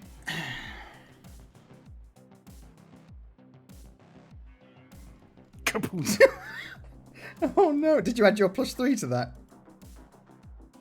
Yeah. Oh. So, the heretic just turns at the last moment as she's currently rifling through whatever remains are down here. Maybe a few old artifacts from the fires. She turns her head at the last minute. The bullet just whizzes by her cheek, punctures a hole through the hood. But she's lucky. All right. And then I slap Finley on the side of the head with the pistol. I'll be like, don't bloody move! That was a natural 100, by the way. Should let me know when you're there. I mean, the big fucking cannon on the side of your head would have given it. You know what? Never mind. Just cover the. Errol! Alrighty. Coming. Dum dum dum dum dum. Dum dum dum. Dum. Let me move that out of the way. And I'm just gonna smack her with this one with my shield. Yeah? Yep. Go for it. So if I do, You got your superiority. yeah. Gonna do that. Gonna do that for memes. Push. Because it amuses me. And do I click with this? What's that, sorry? I've never done a melee. I've not done a melee attack. All right. with him yet. In combat, you go to equipment. You got to equip your Yep. your shield slam. That's it. There we go. And then back in your combat tab, you should be able to just Cracking. Her face. Yep. Yeah. And so if I just do that. Oh, that's good. Right.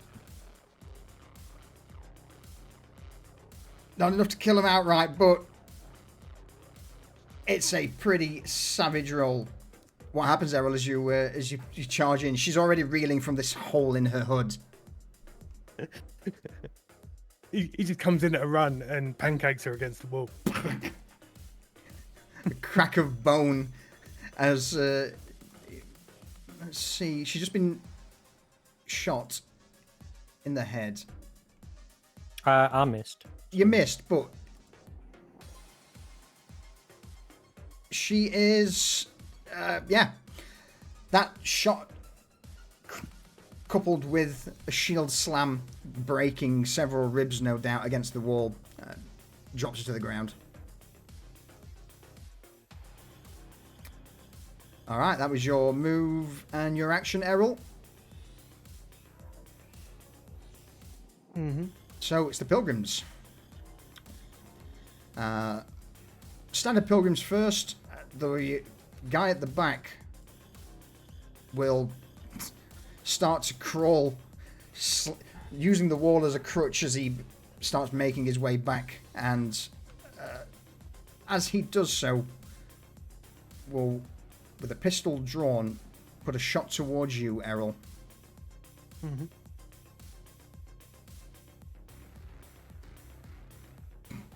Never mind. The shot rings out, hits part of the stonework, and this other pilgrim who's wounded will move to get out of dodge because they are fucking hurt. You would hear, though, from further down the shout of one of the other, this pilgrim who's ran away, like, oh, they're here! Oh, God, they got blown up! Poor bastard. Would Finley hear him yell that? Yes. Finley would yell back, "There's more from where that came from." It's at that moment. As he starts to... Yeah, go on. Oh, go ahead. Just as Finley starts to fiddle with another grenade. Yeah. Tor. Rounding the corner from you. Oh, yes. The first of the penitents of the blood will charge in, a chain acting as a whip in hand as he's swirling it around in your direction. Doesn't see what's behind the corner. He just knows that off-worlders are heretics, therefore need to die. So yeah, you get to react with your action, your saved action. He gonna swing on with the chain axe. All right. Challenging. Let's do SL3.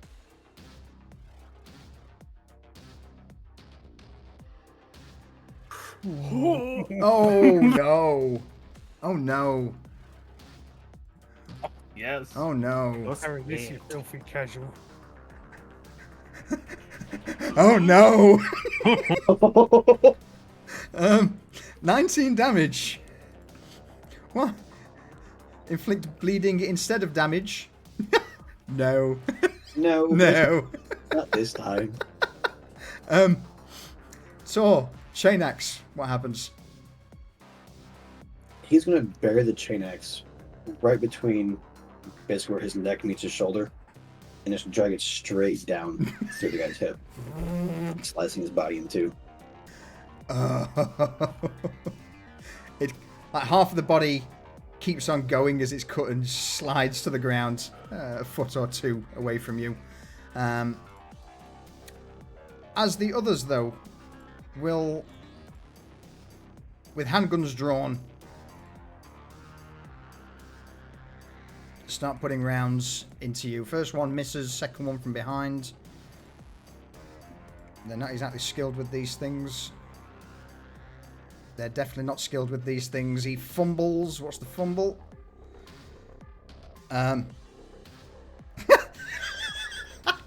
So, first priest comes around, lets off a shot with the stub handgun. The shot flies wide, hits the stonework behind you. And as the other one shoots his gun, he's not got a decent grip on it. So as he pulls the trigger, the recoil causes the gun to fly back out of his hand.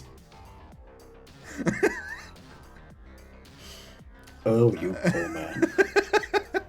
man. There will be some more movement.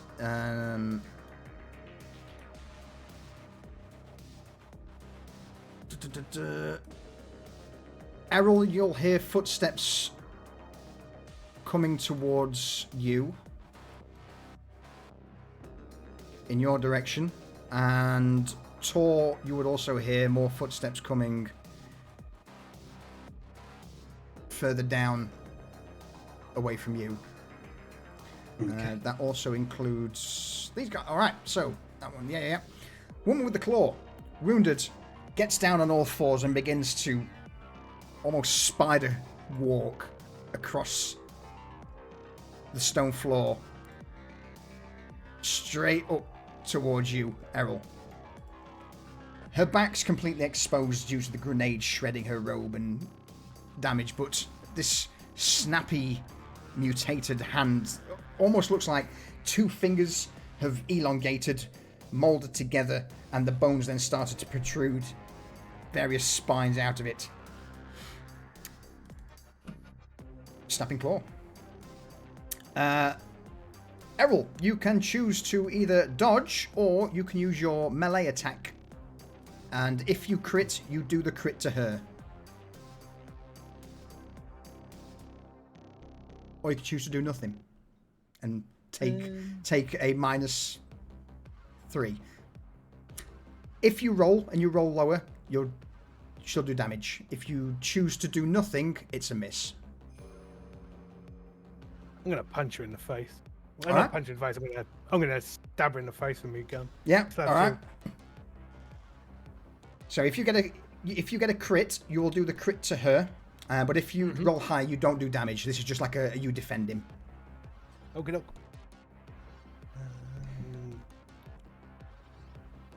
Luckily, this thing is still quick. It is.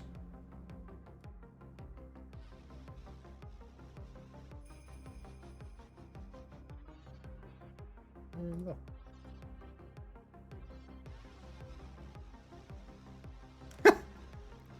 All right. So Great success. it is. It's not a crit though, sadly. But basically, what happens is as she comes in with the claw, you end up parrying it. But with the way reactions work in melee, if you rolled a crit, you would then apply that crit as the defender. But as the defender, you don't do damage even if you win the roll off. Yeah, that's fine. I didn't take any damage and I had the chance of hurting her. Exactly. It's yeah. All right, that's the Pilgrim Mutants, which then brings us to the top of the round. Severin. Yes. What are you up to? Well, as expected, these guys did come from behind us, or tried to. Severin is going to, seeing that these two are coming this way and they're facing in there with Errol, who is practically a force of nature. He's going to just come up here. Actually, looking this way, he can see this guy pretty clearly. Absolutely. So he's going to just try to put a shot into him from where he's at. And plus 3 success level superiority. Oh no. Oh.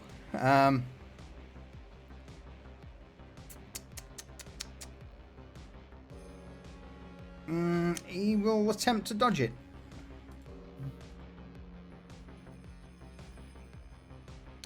No, never mind. Severin, They're just dodging into his bullets. what happens?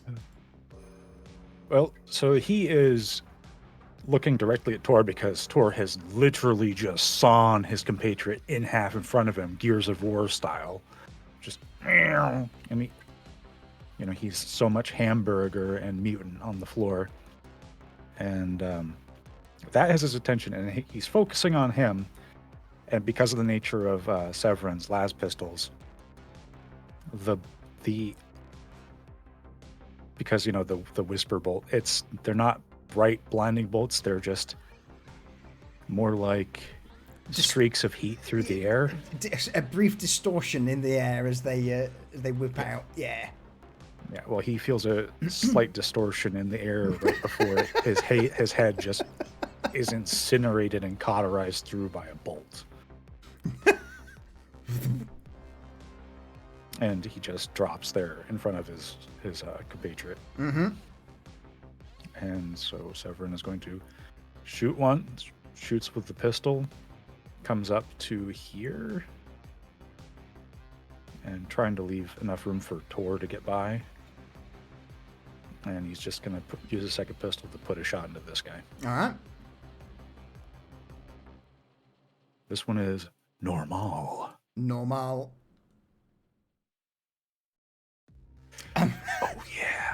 I mean, he's gonna Go ahead, dodge.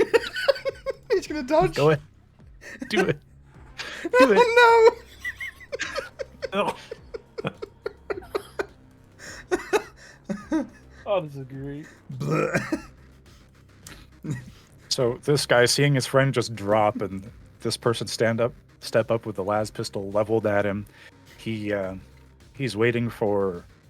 He goes to dodge and he's waiting for that momentary flicker of light, like to try to evade, and it never comes. So he just basically ends up standing there in anticipation and eating a bolt he never sees. Nice. Any movement?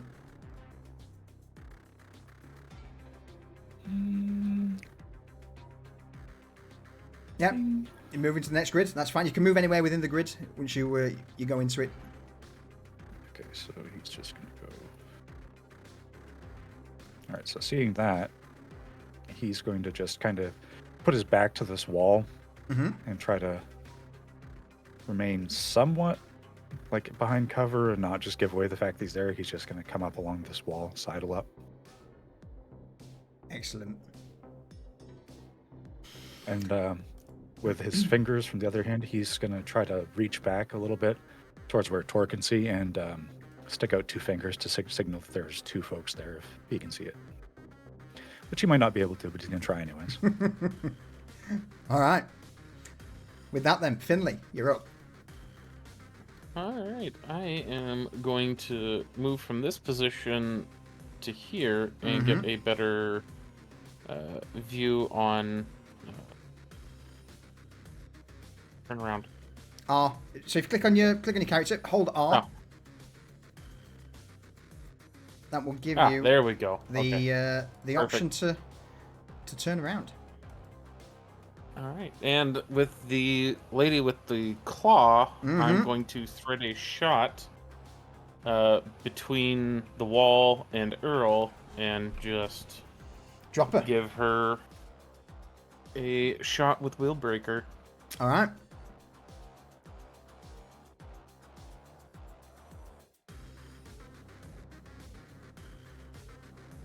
Send it. Oops. You still have the others targeted? Nope. Do I? I think I do. Yep. You do. I will... So 55. Hang on. I'll do that again quickly. What did you roll? 55. Just so it does it properly. Because otherwise me trying to do the math bit makes it problematic, so... I got no problem re-rolling it. So. No, it's all good. I can do that. There we go. Which targets the right person. And then now, she will try it. Ooh. Oh, decisions. Errol's coming up. Oh, it doesn't crit. Fuck. She's gonna try and dodge. She'll just see the glint at the last minute as Finley slidles up to the side of the wall. Carbine aimed. Let's reduce this. Oh, we did reduce it, but still 5 damage. Oh, it's not enough to kill her though. Click the crit button. Finley, click the crit button.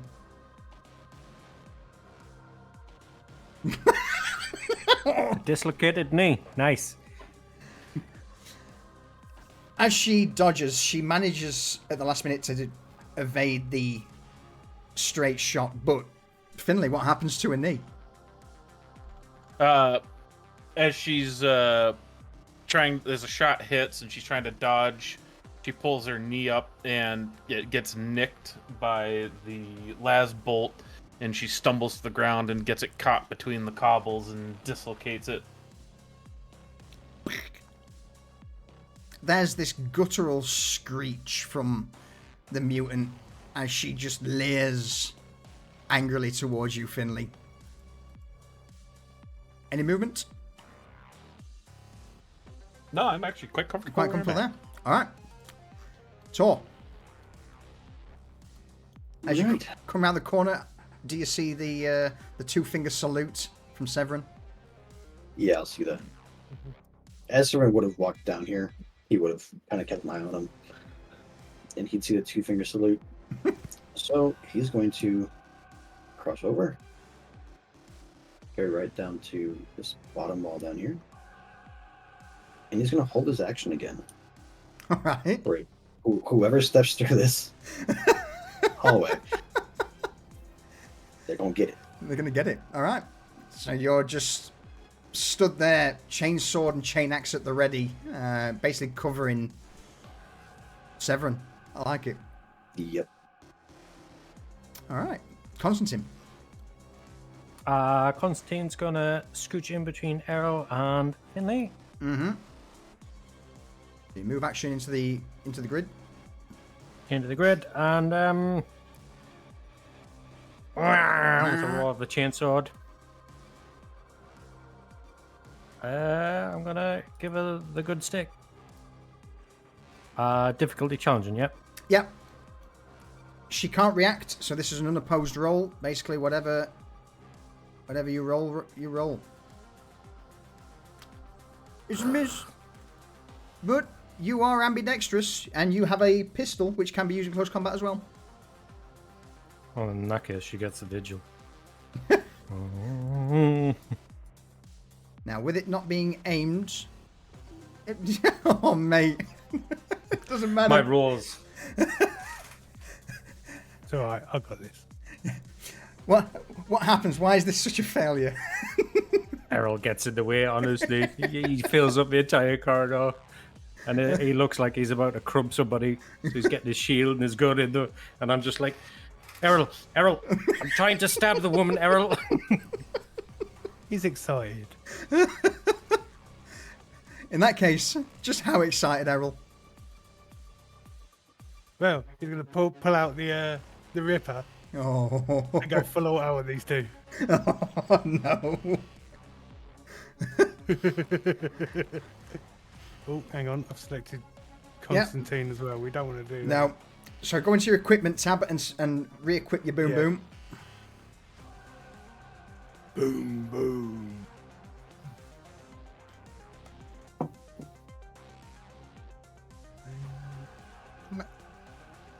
Boom, boom. All right.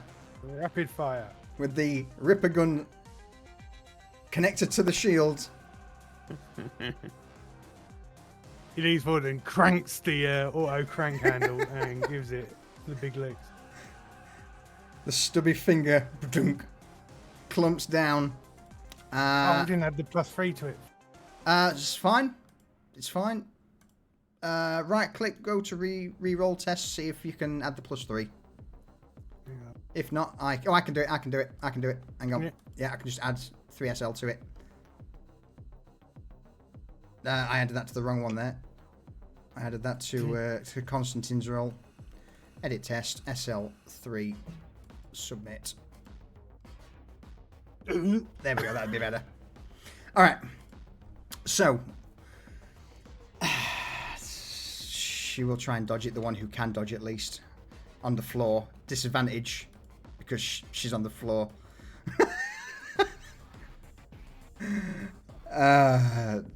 Errol. Mm-hmm. What happens? Errol pulls the crank handle and the Ripper just starts going boom, boom, boom, boom, boom, boom, boom, boom, and fires off like 4 shots in quick succession. The kick is tickling Errol's arm, so he starts giggling. And these people are just turned into ants. Love it.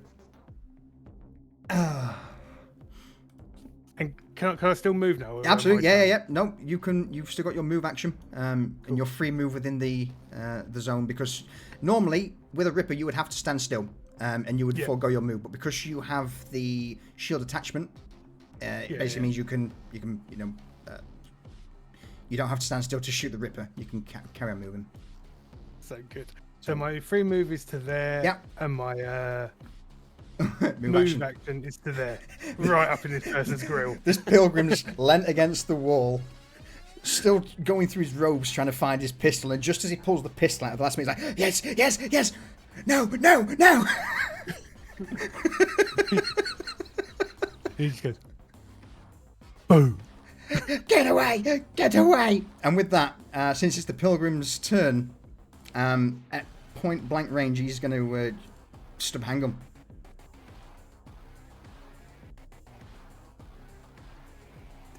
Ooh, what do you want to do?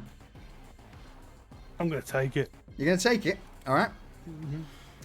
In that case, then, unopposed. At point blank range, then, you are shot by the stub pistol, which does 5 damage minus your carapace armor. Mm-hmm. Which is... Minus the slab shield. Minus the slab shield and the armor. I mean, more than 5. Don't worry about it.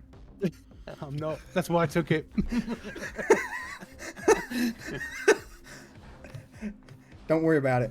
Yeah, there's a metallic ping as the stub handgun just ricochets off the armored form in front of him.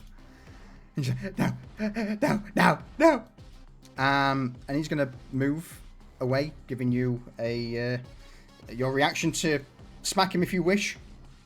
Oh, you know I do. Target. As he turns to flee. And slab shield. Attack. Roll. Oh yeah. Oh no. Oh yeah. Oh no. Oh yeah. Oh no. You know it makes sense. Errol, as he turns to flee, what happens? Well, as he turns around and starts running, the slab shield just comes whistling out and hits him square in the back. And this man just flies forward like a rag doll into the wall. Alright. Bye. It's at that moment, Errol, you would then see from around the corner more pilgrims run round with handguns and various pieces drawn. Oh man, this is fucking pointless, but they're gonna shoot anyway. As soon as I see him, I go, con, more. Okay. Alright, big boy, let's throw some pistol. Unless they roll really well. Let's have a look. It's gonna have to be a straight shot because you've used your reaction already to hit that guy in the back. So first one misses. Second one, as the roar of the handgun echoes out through the ossuary, miss. Last but not least, the guy at the back who's injured will be shooting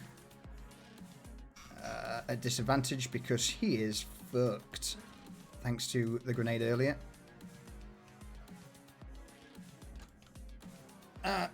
So yeah, there's just this ringing out of shots. All of them end up plinking harmlessly against the shield, Errol. From down yonder towards Tor, one of the pilgrims will advance up.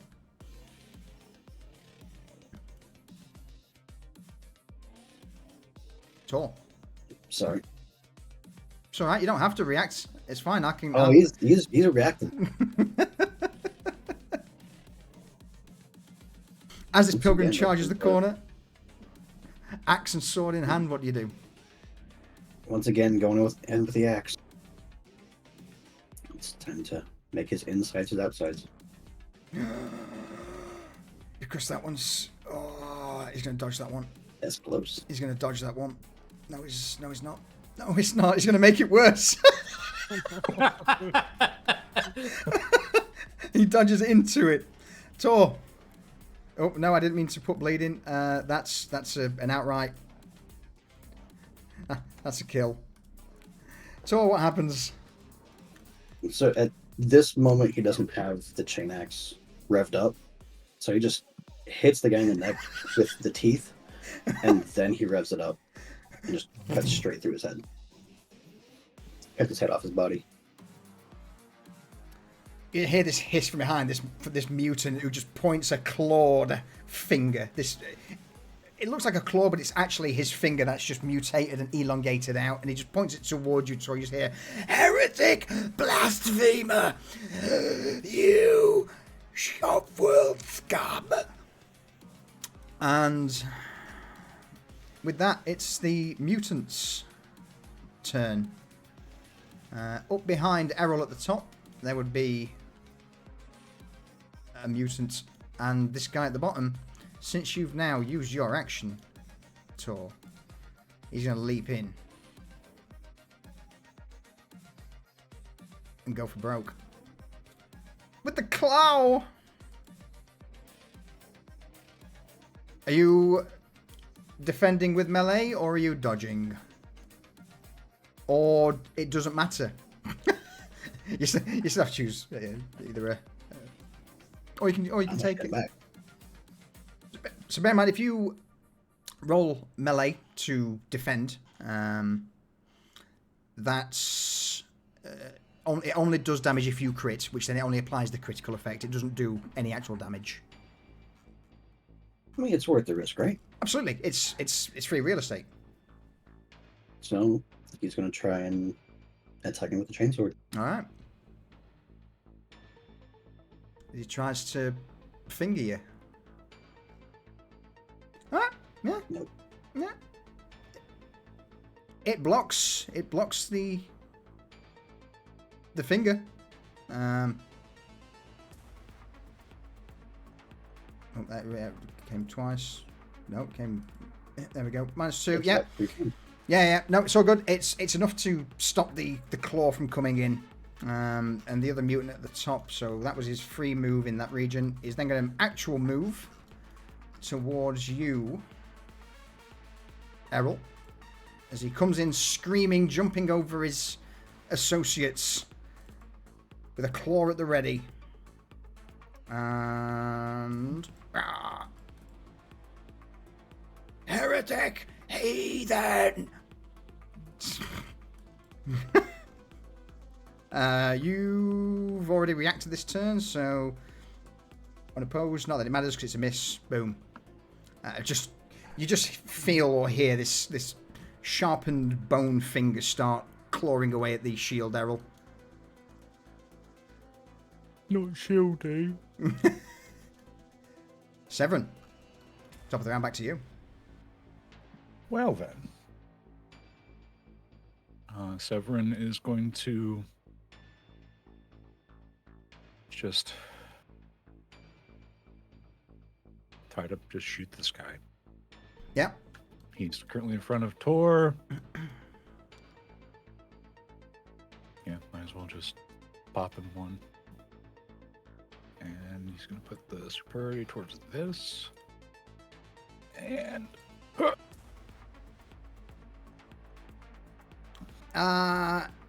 He's gonna take this because I'm worried about the fucking damage from Tor. That's the more immediate threat. He doesn't see you pop round the corner, Severin, with the las pistol. Fucking 9 damage though. Ouch. Yeah, he's not worried about this damage. Ah, fuck. Okay. Well, he might want to dodge this one because I have a second pistol. This one's just flat. Oh. No, he cares not. He takes the shot and is still as he drops down unopposed. There we go. As he drops down, as the whisper bolt punctures through him, he's still locked eyes on Tor. Any movement? Sure, yeah. Gonna move past, like, move past. If he could, I guess he can use his reaction to attack me if he wants. If if you are trying to move out of immediate range of him, then yes, he will. If you're trying to stay in melee range. I'll just get on the other side of him from Alright. Yeah. Sure. You whip round. And he's now flanked. He starts hissing beneath the robes. Resolve. Okay. I believe that's you done, Severin. So, Finley. All right. I am going to move up to the corner. Mm-hmm. Over to here. Yeah. And I'm going to pull out a crack grenade. Okay. And I'm going to throw it over Earl and into the back corner, back over here. Not on myself. No. Over there. Okay. Let me just double check the crack grenades quick. So I don't know if they...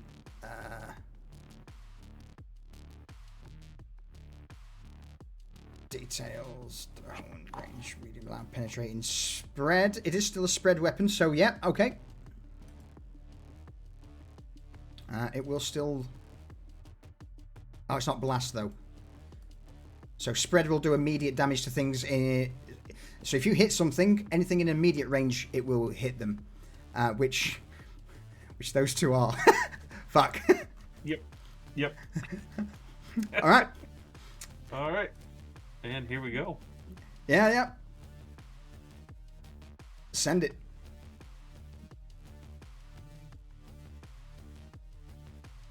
Ooh. You are throwing it multiple grids there. Okay. Yeah. It's enough, though. It's enough. It's still a success. And they will... I can only see one, so... It doesn't matter. You hit the one, and that's the one you're with a crack grenade. It hits him, and immediately just hear this horrific cracking, like the air itself has just snapped in half. And what happens to the three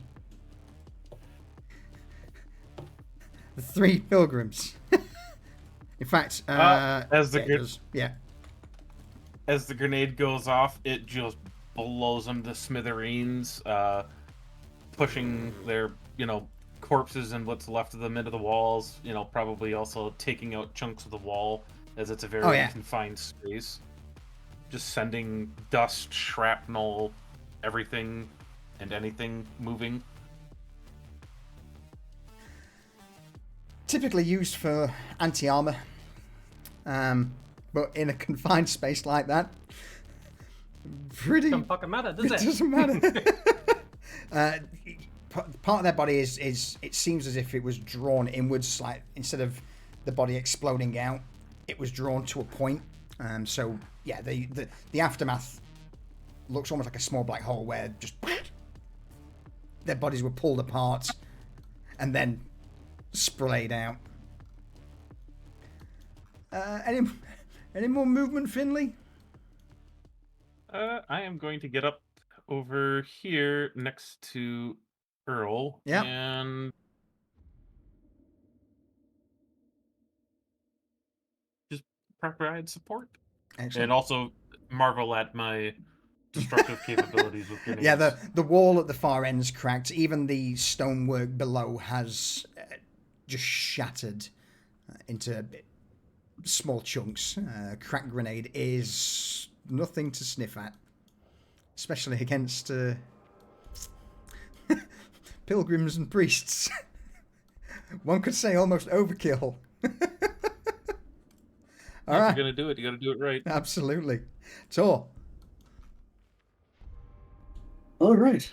Tor is looking at this guy. He's not happy about almost being fingered, and he's gonna look at him dead in the eyes. He's just gonna say, "You'll make an excellent specimen," and he's gonna swing on him with a chain axe. All right.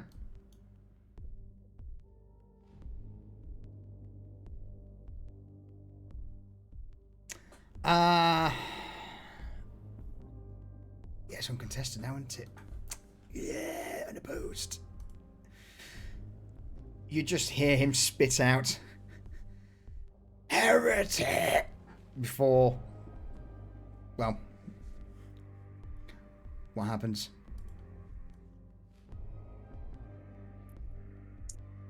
He's just going to cut this man's arm off. He's going to make it a point just to cut off his mutated arm. All right. So you're not trying to kill him outright. You're just trying to Disarm him. Yeah.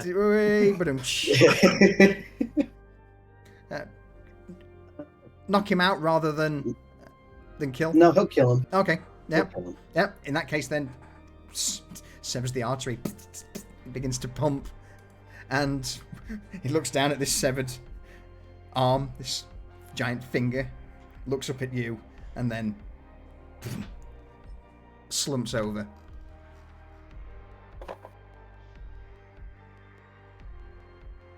Right. Does he hear anything in like his immediate area after that? Roll me an awareness hearing check. Easy. No, it would be challenging. There's sounds of combat around.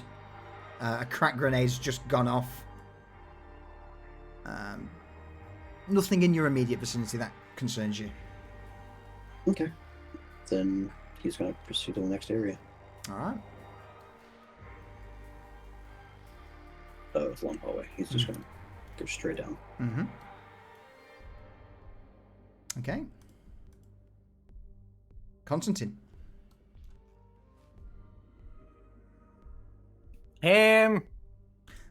There's not much left. I don't think there's any pilgrims left. No. No? No. Okay. We'll take them out of the fight. There's one. There's a mutant. There's a mutant. Is the one still alive in front of Errol, is it?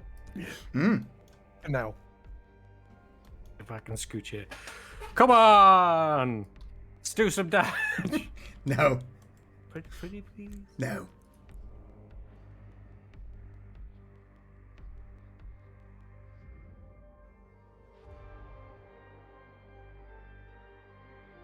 You. Take. Dodge it, gun. Do it. Go on, just for that +4 I get to piss loose yourself. Let's go. Oh shit. I mean, it was close. It's good, but it's not enough. It rends into the right leg.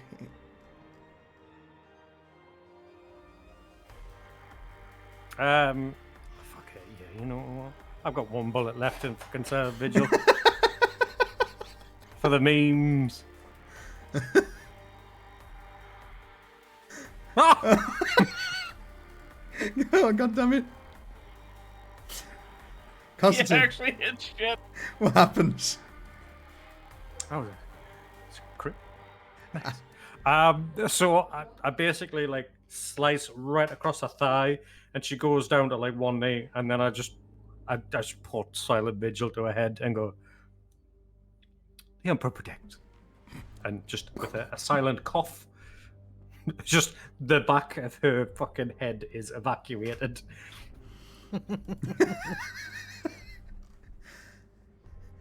With a loud thud to the ground below, the corridors now stained slick with the blood of the heretics.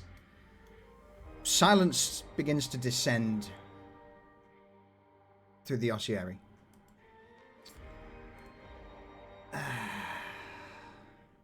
No more shouts from mutants or heretics. Just an eerie quiet.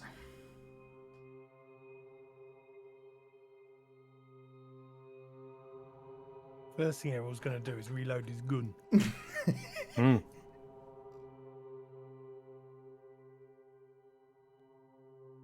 What's the rest of you doing? While reloading his pistol, he's gonna tap his Vox speed and go, Tor, Severin, everything clear your end? Looks to be. And Severin is going to, despite the fact that combat's over, he's going to have his pistols at the ready. He's going to go down that corridor and make sure it's clear. All right. Severin, as you begin to make your way down the corridor that leads to this central room, you begin to hear a staticky noise ring out.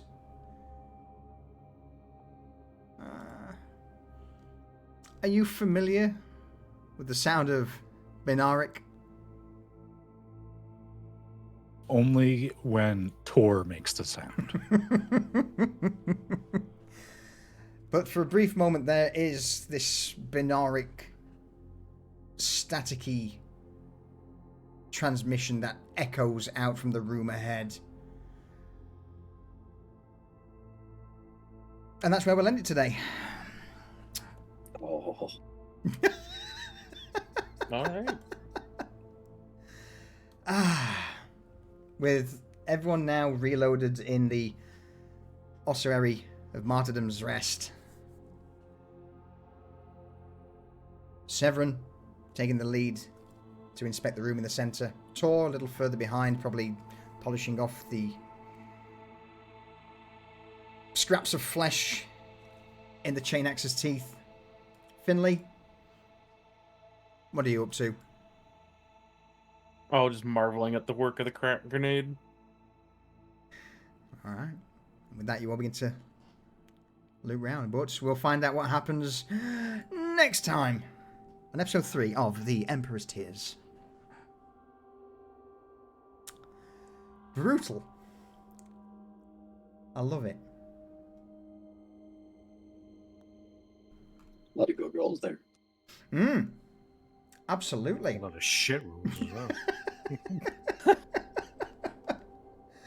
Oh. Yeah, I think on that one, anything you wish to say to anyone?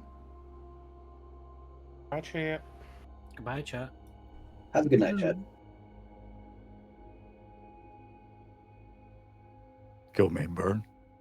Oh, no, have a good night, Chad. See you tomorrow for pariahs. Oh.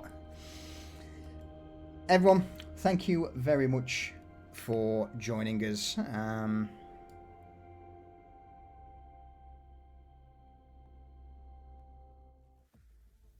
We will see if we can find someone to raid, but in the meantime, we'll put some tunes on and just go through a few bits and pieces. So, Sneeze, thank you for that 64-month resub. God Wandi Rulio, or Ruolo even. God, I'm so sorry. I butchered that. Thank you for the follow. Dragoon Wolf 12, thank you for the follow. Steel, appreciate the gifted sub to the beautiful Lady of Nova. And of course, Spit Viper 51, thank you for the follow. I hope everyone enjoyed episode 2 of The Emperor's Tears. Tune in tomorrow for our D&D 5th edition Dark Fantasy campaign of Pariahs. And then, of course, after that, Saturday next week, we return with Emperor's Tears episode 3. Everyone, appreciate the support. Hope you enjoyed it. See you all soon. Ta-ta for now.